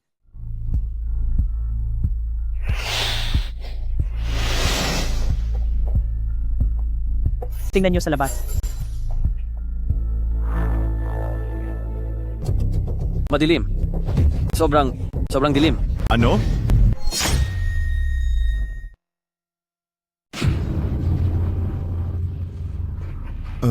Nawalan ng ilaw. Ibig sabihin yan, Ibig sabihin, nagtagumpay si Peifeng. hindi nagsinungaling si Peifeng. Hindi siya manloloko. Honey? Kung nagtagumpay si Zhou Peifeng, hindi ba't maling tao ang nasaktan natin? Ano pa bang pinagsasabi mo? Tara na, bilisan niyo. Huwag kayong tumakbo. Huwag kayong tumakbo. Kailangan niyo mag-sorry sa anak ko. Hindi manloloko ang anak ko. Hindi manloloko si Zhou Peifeng. Station manager, station manager. Ang pagdidilim kanina ay sobrang biglaan. Hindi ako nakapag-react. Station manager. Nawalan ng ilaw, lahat nawalan ng ilaw. Habi, natatakot ako. Nawalan ng ilaw. Talagang nawalan ng ilaw. Ito ang sinabi ni Zhou Peifeng, ang ganap na kadiliman. Hoy! Malapit na akong makarating sa Longcheng. Huwag kang mag-alala, walang mangyayari. Ano? Sabi mo inatake ang bahay ni Zhou Peifeng?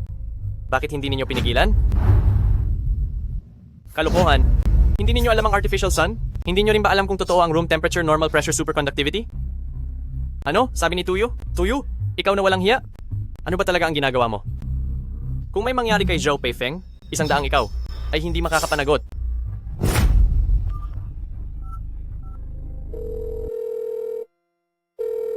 Hello? Ako si Limo. Nag-apply ako mag-ulat sa pamunuan ng Joint Organization.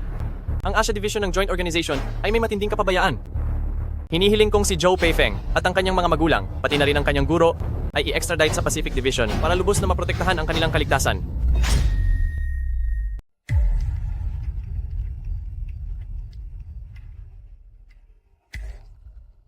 Tuy, hindi ba niya alam kung ano ang ginagawa niya? Pinapalamig niya ang puso ng buong sangkatauhan. Bilisan mo, buksan ang livestream. Opo. Ang livestream. Black screen ang livestream. Paano mo binuksan? Komisyoner, tingnan niyo po. Ito, paano ito nangyari? Siya, Zhou Peifeng, nagtagumpay siya.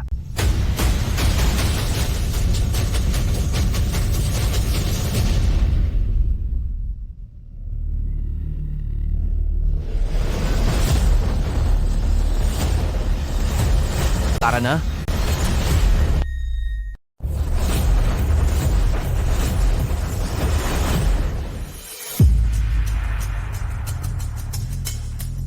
Ang kawalang katarungang naranasan ni Zhou Peifeng ay napansin na ng matataas na opisyal ng United Organization. Ang mga pinuno ng iba pang bahagi ng kontinente ay nag-apply na sa pamunuan.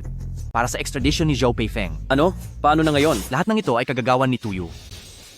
Ang sarili nating mga anak, hindi natin kayang protektahan, kaya hindi katakataka na may iba pang umaalalay sa kanya. May isang bagay na kailangan mong gawin ngayon mismo. Ang sabihin ninyo, Commissioner. Kakakuha ko lang ng abiso, ang ama at guro ni Zhou Peifeng sa kanilang tahanan ay pinasok at sinaktan. Magpadala ka agad ng mga tao upang protektahan ang pamilya ni Zhou Peifeng. Paano ka naman? Si Zhou Peifeng ngayon ang pag-asa ng buong sangkatauhan. Hindi mo ba alam kung ano ang mas mahalaga? Opo. Bilisan mo. Tandaan mo, tayo bilang tao, hindi natin pwedeng hayaang masaktan ang damdamin ng ating kapwa. Nawalan ba ng kuryente? Ang buong bulwagan, napakaliwanag ng ilaw. Zhou Peifeng, ang sinabi mong 1 minuto, lumipas na, hindi naman nawalan ng kuryente ang bulwagan.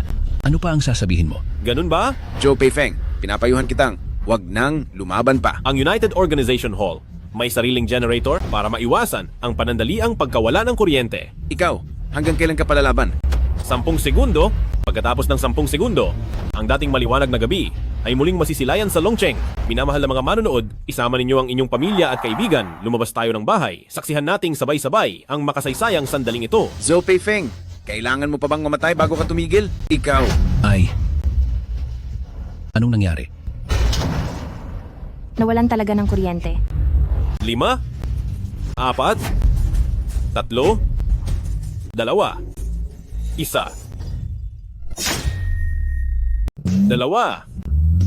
Isa. Kumpleto na ang pagpuno ng enerhiya. Sa nakaraang buhay, hindi mo ipinakita ang iyong nararapat na kapangyarihan. Ngayong pagkakataon, oras na upang ipakita ang iyong tunay na lakas. Sa nakaraang buhay, hindi ko nakita ang pag-angat mo sa ere. Hindi ko nakita ang pagbibigay mo ng pag-asa sa sangkatauhan. Ngayong pagkakataon, inilipat kita 50 taon ng mas maaga. Makikita ba kitang iligtas ang sangkatauhan? Pandaigdigang anunsyo, taong 2075. Nabigo ang Project Artificial Sun dahil hindi kayang suportahan ng natitirang enerhiya ng mundo ang pagsisimula ng artipisyal na araw, maaring magwakas na ang sangkatauhan. Tapos na. Nabigo. Wala na ang huling pag-asa ng mundo. Kulang na lang. Bakit? Malinaw na nagtagumpay ako. Bakit ito ang naging wakas? Zhou Peifeng, ito ba'y tagumpay? Tagumpay. Zhou Peifeng, anong kalokohan na naman ang ginagawa mo? Professor Tu, hindi mo pa rin gusto ang pagharap sa katotohanan. Hindi ito kalokohan.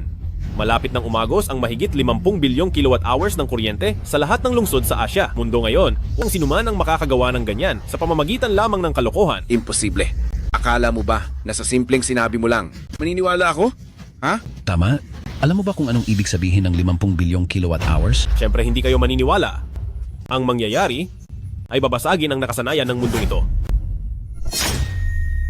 50 bilyong kilowatt-hour. Sige, naiintindihan ko. Ayon sa abiso mula sa nakatataas, papasok ang 50 bilyong kilowatt-hour na kuryente sa estasyon, kailangan natin itong i-coordinate at ayusin. Magkano? 50 bilyong kilowatt-hour. 50 bilyong kilowatt-hour, sir? Alam mo ba kung ano ang ibig sabihin yan? Bakit? Hindi ba ito kayang i-handle? Isang thermal power plant, ang output ng kuryente sa isang araw ay humigit kumulang 40 milyong kilowatt-hour. At isang nuclear power plant, ang output ng kuryente sa isang araw ay nasa 100 milyong kilowatt-hour lang. At ngayon sinasabi mo sa akin na may 50 bilyong kilowatt-hour ng kuryente na darating. Ganoon ba kalaki ang pagkakaiba? Hindi lang iyan ang pagkakaiba. Ang dami ng kuryenteng iyan ay sapat na para sa 10 pangunahing syudad na gumana ng buong kapasidad sa loob ng isang araw. Ang tanong ko lang, kaya ba nating i-handle? Ang konsumo ng kuryente ng 10 syudad sa isang araw? Kung magsisikap, siguro walang problema. Teka, ang sinabi mo bang konsumo ng kuryente ay sa isang araw? Oo, bakit? Ang natanggap kong balita ay 1 minuto, papasok ang 50 bilyong kilowatt-hour na kuryente sa estasyon. Hoy, anong ginagawa mo? Ayoko na. Hindi ko kayang gawin ito. Kung sino ang kayang gumawa, siya na lang. Ayoko na. Tigil. Pinuno, hindi po sa ayaw kong gawin, pero hindi ko po talaga kayang panindigan ang responsibilidad na ito. Aray, 50 bilyong kilowatt-hour sa 1 minuto. Ibig sabihin nito, patuloy na dadaloy ang kuryente na parang baha. Ang ating power station, pati na rin ang lahat ng power station, hindi po kayang hawakan. Ang enerhiyang ito, kahit pagamitin ng ating power station, ang lahat ng storage device, hindi pa rin po sapat. Kung pilit po nating itatago, sasabog po ang buong planta ng kuryente. Pero nakatanggap ako ng abiso na sa loob ng 1 minuto ay 50 bilyong kilowatt-hour ng kuryente ang pakakawalan. 50 bilyon talaga. Kung pilit na kokontrolin ang daloy ng kuryenteng ito, magkakaroon ng malaking pagsabog sa buong Longcheng. Lahat ng kable at linya ng kuryente ay mag-overload at mapaparalisa. Lahat ay naparalisa. Ang sobrang karga na kuryente ay maiimbak sa mga kagamitan. Ang lahat ng kagamitan sa pabrika sa buong lungsod ng Dragon at security system ay masusunog. Maging ang lahat ng kagamitan sa bahay ay magiging isang kailanman ay pwedeng sumabog na bomba. Ano ang gagawin natin? Ano na ang gagawin natin ngayon? Ang tanging paraan na naiisip ko ngayon ay gamitin ang limitasyon ng kuryente ng samahan, buksan ang lahat ng electrical switch at buksan ang valve upang palabasin ang tubig. Hayaan ang lahat ng mamamayan na makipagtulungan, buksan ang power switch upang mailabas ang enerhiya. Sa ganitong paraan, baka may pagkakataon tayong malutas ang krisis na ito. Sige. Agad ipaalam sa lahat. Buksan ang lahat ng limitasyon sa mga electrical appliance. Sapilitang simulan ang lahat ng appliances. Ipasok sa operating state. Opo.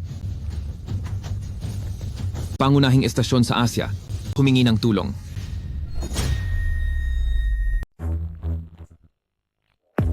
Ano ba ito? Hindi kaya ito ay multo? Multo. Anong multo ang pinagsasabi mo?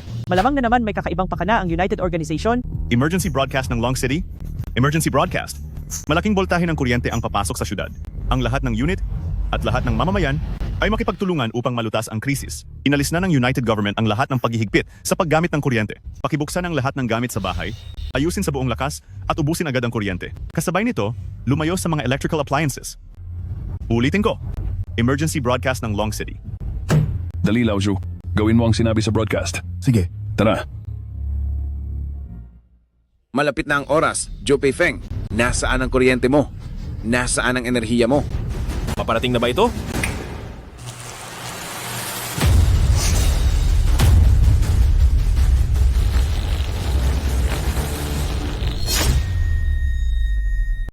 Ito ay kawalan ng kuryente. Bumalik na ang kuryente. 50 bilyong kilowatt-hour simula pa lang ito. Susunod, magsisimula na ang tunay na palabas. Bilisan, buksan ang backup power supply. Professor Tuyu, ngayon, mayroon ka pa bang gustong sabihin? Ito,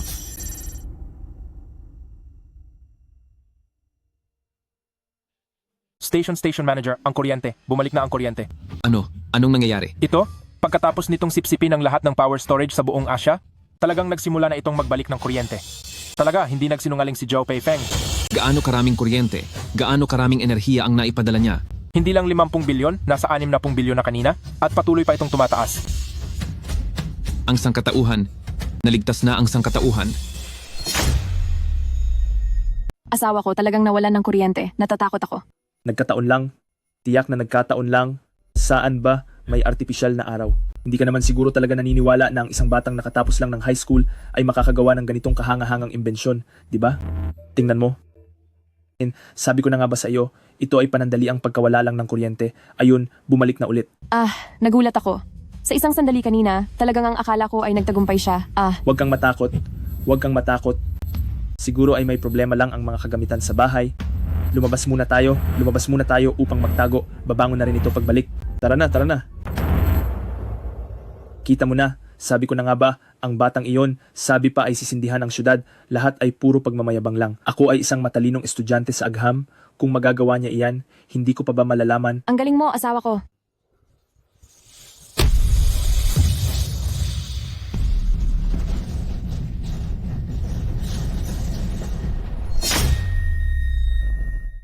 Bumalik na. May kuryente na. Bumalik na. May kuryente na. Tagumpay. 50 bilyong kilowatt-hour ng kuryente ang bumaha sa syudad. Ang Longcheng ay sinindihan ni Peifeng. Napakaganda. Hindi ko talaga inakala na sa ganitong lugar ay sisibol ang pag-asa ng buong sangkatauhan. Tara. Dahan. Guru Chen, nahihiya ako. Mas pinagkakatiwalaan ko pa siya kaysa sa sarili kong anak. Dati-rati, pinaghihinalaan ko siya palagi. Iyon ay isang bagay na pangkaraniwan lamang. Sa huli, ang imbensyon ni Peifeng ay lubhang kagila-gilalas. Salamat sa suporta mo sa kanya. Siya ay hindi malilibing sa limot ng tulad natin. Hindi malilibing sa limot si Zhou Peifeng. Naniniwala ako na saan man siya magpunta, ay sisinag ang sarili niyang liwanag. Sino kayo? Kami ang Black Robe Guard ng United Organization. Sa utos ng nakatataas, narito kami upang protektahan kayong dalawa.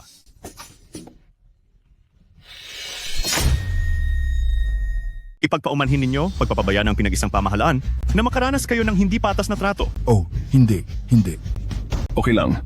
Mula ngayon, ako ang ganap na responsable sa inyong kaligtasan. Maging panatag kayo, ang insidente ng pagpasok na naganap dati hindi na mauulit. Mabuti. Ang mainland Asia, 36,872 lungsod ay ganap ng lumiwanag. Lahat tayo ay saksi. Naging saksi ako sa isang himala. Nagawa mo, Zhou Peifeng.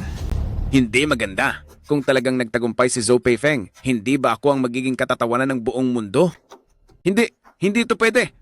Ngayon, umabot sa 6 na bilyon ang nanonood ng ating live broadcast. Ang lahat ng tao sa buong mundo ay nasaksihan ito. Zhou Peifeng, mula ngayon ang iyong pangalan ay maaalala ng mundo. Peifeng, nagtagumpay ka. Ipagmamalaki kita. Ha, Peifeng. Ha. Sa wakas, naipasa mo na rin ang pagsubok ko.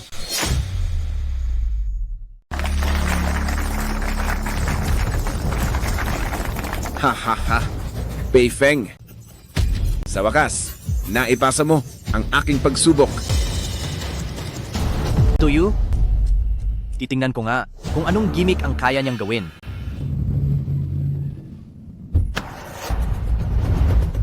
Dali, ipasok mo ako. Makita ko nga ng personal si Zhou Peifeng kung anong klaseng tao siya na maihahalin tulad sa isang lumilipad na dragon. Opo.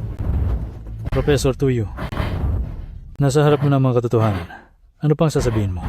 Ibig mong sabihin, sasabihin mo pa rin, nagpapapansin lamang si Peifeng? Hindi naman. Lahat ng ginawa ko ngayon ay para lang subukin si Zhou Peifeng. Bukod pa rito, hindi niyo pa alam ang buong katotohanan, hindi ba? Ha? May iba pang katotohanan? Kung gayon, Professor 2, sige nga, sabihin mo, ano pa ang nakatago sa likod nito? Ang tinatawag na artificial sun, sa totoo lang, ito ay eksperimento na inayos ko para sa estudyante kong si Chen Nian para sa aking Digital Life Project. Ano? Ang artificial sun na ito, sa esensya ay isa lamang generator, maliban sa nakakagawa ito ng halos walang limitasyong kuryente. Noong inilatag ko ang aking Digital Life Plan, inayos ko na si Chen Nian para magsaliksik sa kagamitan na magbibigay ng kuryente sa Digital Life Server. Talaga? Oo, tama. Ang dahilan kung bakit malaki ang galit ko sa kanya, Chen Nian, ay dahil sa kanyang pansariling ambisyon. Kinuha niya ang mga mahalagang blueprints na ibinigay ko sa kanya. Gusto niyang mag-isa ang magsaliksik ng artificial sun. Sa totoo lang, ayoko na sanang makipag-away sa kanya. Ngayon, akala ko ay inutusan niya ang isang tao na ilabas ang aking disenyo para manloko. Hindi ko inakala na siya at ang kanyang estudyanteng si Peifeng ay nakagawa na pala ng disenyo na ito. Hindi ko inakala, akala ko kahit nakuha niya Chen Nian ang blueprints, wala siyang magiging anumang pag-unlad. Hindi ko inakala na ang kanyang estudyanteng si Peifeng ay may ganoong talento. Kaya ko siya pinahirapan ng husto para matapos niya agad ang verification. Kaya nga, itong artificial na araw, talagang si Peifeng ang gumamit ng aking blueprint para makumpleto ang produkto. Kung ganon, dapat pa akong humingi ng tawad at magpakumbaba sa iyo? Hindi naman kailangan yon. Ang pagkakumpleto mo sa blueprint ay isa ring kontribusyon sa sangkatauhan, hindi ba? Ang katulad mo, kahit anong tingin, ay maituturing pa ring isang maliit na henyo. Hoy Peifeng, pag ako magbigay ng exception na ikaw ay sumama sa Crisis Emergency Team ng United Government Asian Region, sa ilalim ko, tutulungan mo ako na kumpletuhin ang aking Digital Life Plan at matupad ang iyong pangarap na iligtas ang sangkatauhan. Kahit bata ka pa, pero ang makaintindi sa aking blueprint ay napakahirap at napakatalino. Sulit na bigyan kita ng eksepsyon. Ano na, Peifeng? Ito ay isang bihirang pagkakataon. Uy, hindi lang ikaw, ang guro mo rin, si Chen Nian. Pwede ko ring bigyan ng pabor para makabalik siya sa sekta ng mga guro. Ako, tawa kang pangunawa. Di ko na ipagpapatawad ang pagnakaw niya ng aking design blueprint noon. Anong meron sa Digital Life na may ganoong mahika? Para ganoon ka ka-addict dito. Peifeng, ano ang alam mo? Ang Digital Life Project, kapag natupad, lahat ay magkakaroon ng immortality. Basta makipagtulungan ka lang, hindi. Itong device na inimbento ko, pamagbigay ng walang hanggang enerhiya. Kung gayon, ari tayong manatili mapakailanman sa digital world. Ang mga tao na walang pisikal na katawan, matatawag pa ba silang tao? Importante ba ang katawan? Importante ba ang salitang tao? Pwedeng tawagin akong tao, pwede rin akong tawaging water race. Basta makakasurvive pa ako kahit ano pa ang itawag sa akin, ayos lang. Ayaw mo talagang tuparin ang Artificial Sun Project, ano? Ay naku, sumuko ka na, Pefeng. Ang Artificial Sun ay tanging nagbibigay lang sa atin ng kaunting pag-asa. Hindi mo talaga alam kung anong krisis ang darating sa hinaharap. Paano kung ang iyong kagamitan ay mag-malfunction balang araw? Ngayon ay nawala ang araw. Paano kung balang araw ang buwan ay bumangga sa mundo? Ano naman ang gagawin mo noon? Sa halip na manirahan sa takot at pangamba, sumali ka na lang sa Digital Life Project at mabuhay ng walang hanggan sa server. Walang pagdurusa, walang kalamidad. Hindi ba maganda? Ako ang siyang pinakamaalalahanin sa sangkatauhan. Ikaw, Tuyo, paano ka makakaya na tawaging tao? Iwanan ng pisikal na katawan? Piliin ang digital life? Makakaya mo pa ring tawaging tao? Mabuhay, kahit pa may malay lamang, ay makapagpapasa ng buong sibilisasyon ng tao. Kalokohan. Ang sibilisasyon na walang tao ay walang kabuluhan. Sa gitna ng krisis, hindi pagtakas ang kailangan natin, kundi responsibilidad. Komisyonadong Deng. Guro. Hello? Ako si Dengo Tian. Ang taong tinutukoy mo, naguro na mahina ang pagkilala sa tao. Ito nga po ang pangkalahatang pinuno ng Joint Crisis Emergency Response Center, Ginoong Deng. Ako si Joe Peifeng. Mula nang malaman ko, ang tungkol sa iyong room temperature, superconductor, ay papunta na ako. Sayang naman, hindi ako naging saksi sa himala ngayong gabi. Guro. Kakarating mo lang. Baka nga, hindi mo pa masyadong alam. Si Pefeng, lahat ng tagumpay na nakamit niya ay nakabatay sa aking pundasyon. Ako ang magtuturo sa kanya bilang aking disipulo. Ganoon ba, Peifeng? Ha. Ikaw, bakit ka tumatawa? Ako ang magiging disipulo mo? Sino ka ba? Karapat-dapat ka ba? Ikaw. Magaling. Sino ka ba para magsalita? At anong karapatan mo? Natanggapin si Ginong Joe Peifeng bilang estudyante?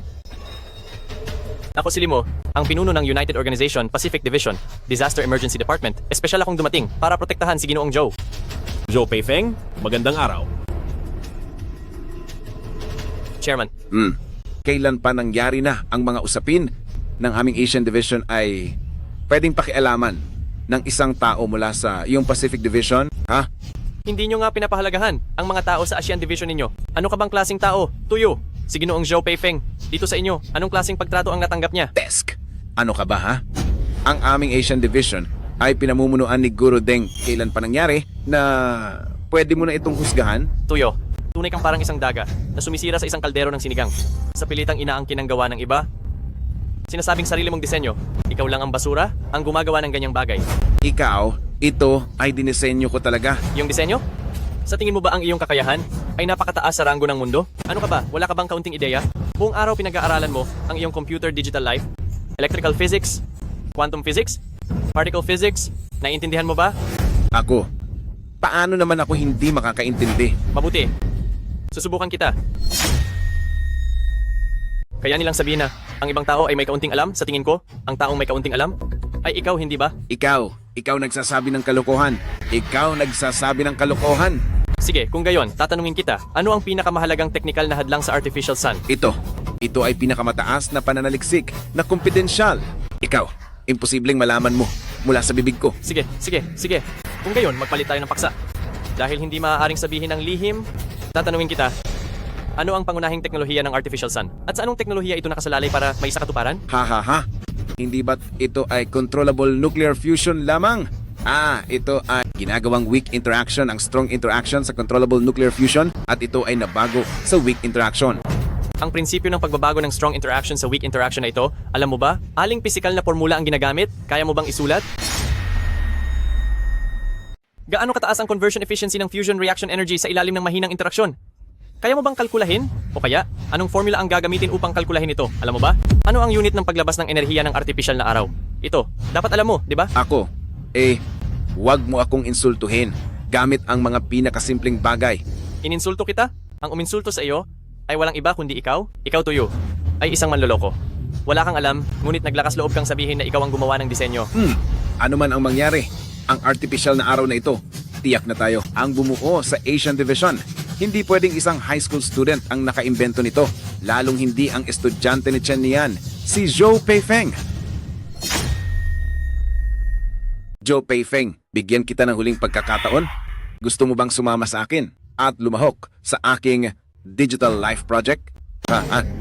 Lahat ng nangyari noon, maaari kong kalimutan na. Makakakuha ka rin ng isang mahusay na research job ngayon. Ito ay pagkakataon na ibinigay ko sa iyo dahil sa aking pagiging mapagbigay. Huwag kang maging walang utang na loob. Teacher, sandali lang po. Aayusin ko na po kaagad. Lumayas ka, ikaw na hayop. Hayop. Teacher? Huwag mo akong tawaging teacher. Akala mo ba hindi ko alam ang lahat ng ginawa mo?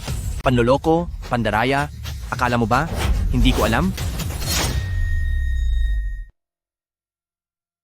Akala mo ba hindi ko alam? Ma'am, hindi po ako. Anong hindi? Akala ko dati, ikaw ang estudyante ko, hindi ka magiging ganyan kalabis. Ngayon, tama nga ang sinabi ni Joe Peifeng. Talaga nga akong nabulag. Pinagsasabi mo kung saan-saan. Nalubos kong sinusuportahan ang iyong digital life project. Sabi mo pa, ako ang itinalaga mong kahalili.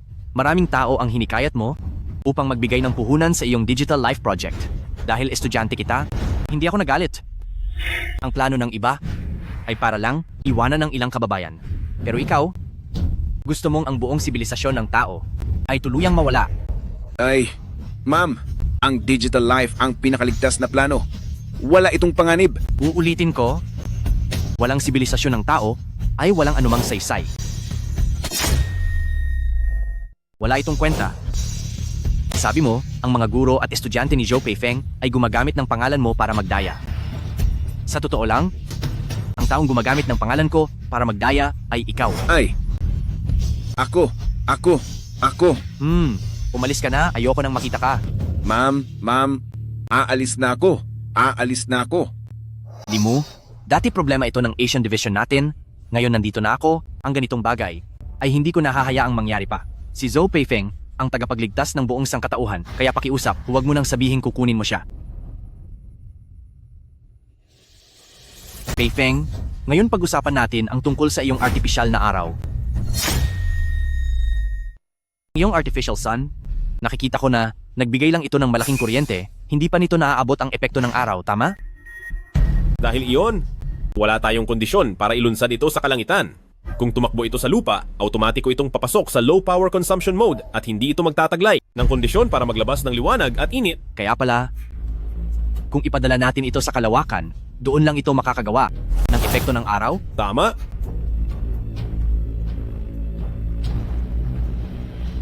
Sige, aayusin ko kaagad. Matandang deng, kailangan ito ng rocket launcher. Tama, alam ko. Pero, matandang deng, hindi ka ba natatakot na mabibigo ang aking eksperimento at masayang lang ang isang rocket? Haha, sandali lang.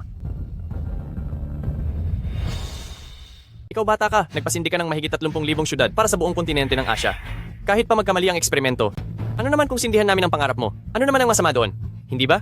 Ang paglulunsad ng artificial sun sa kalangitan, hindi ba iyan ang pangarap mo? Oo. Pero? Sige na, huwag nang mag-alinlangan. Kami nga hindi nag-aalala. Bakit ka pa nag-aalala? Sige. Ngayon, maghihintay na lang tayo na paliwanagin ng iyong artificial sun ang buong mundo. Bitawan mo ako. Bakit mo siya dinala rito? Gusto kong makita niya ng personal. Paano natin itataas ang sarili nating araw? 6:00 na. Sa panahong ito noon, ang araw ay sumisikat na.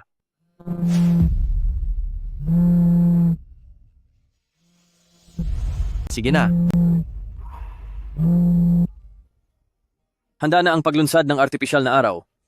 Naghihintay ng utos sa paglunsad. Ilunsad? Opo, isagawa ang utos sa paglunsad. 5, 4, 3, 2, 1.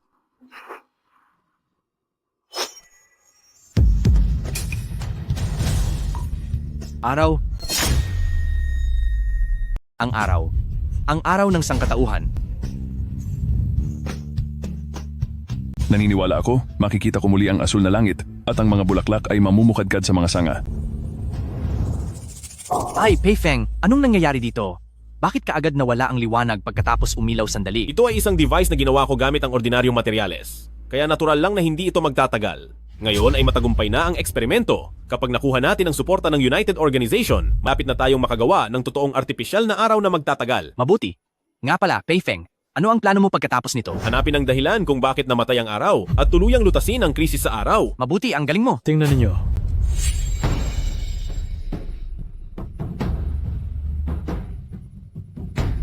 Ang sangkatauhan, mabuhay sa liwanag ng araw.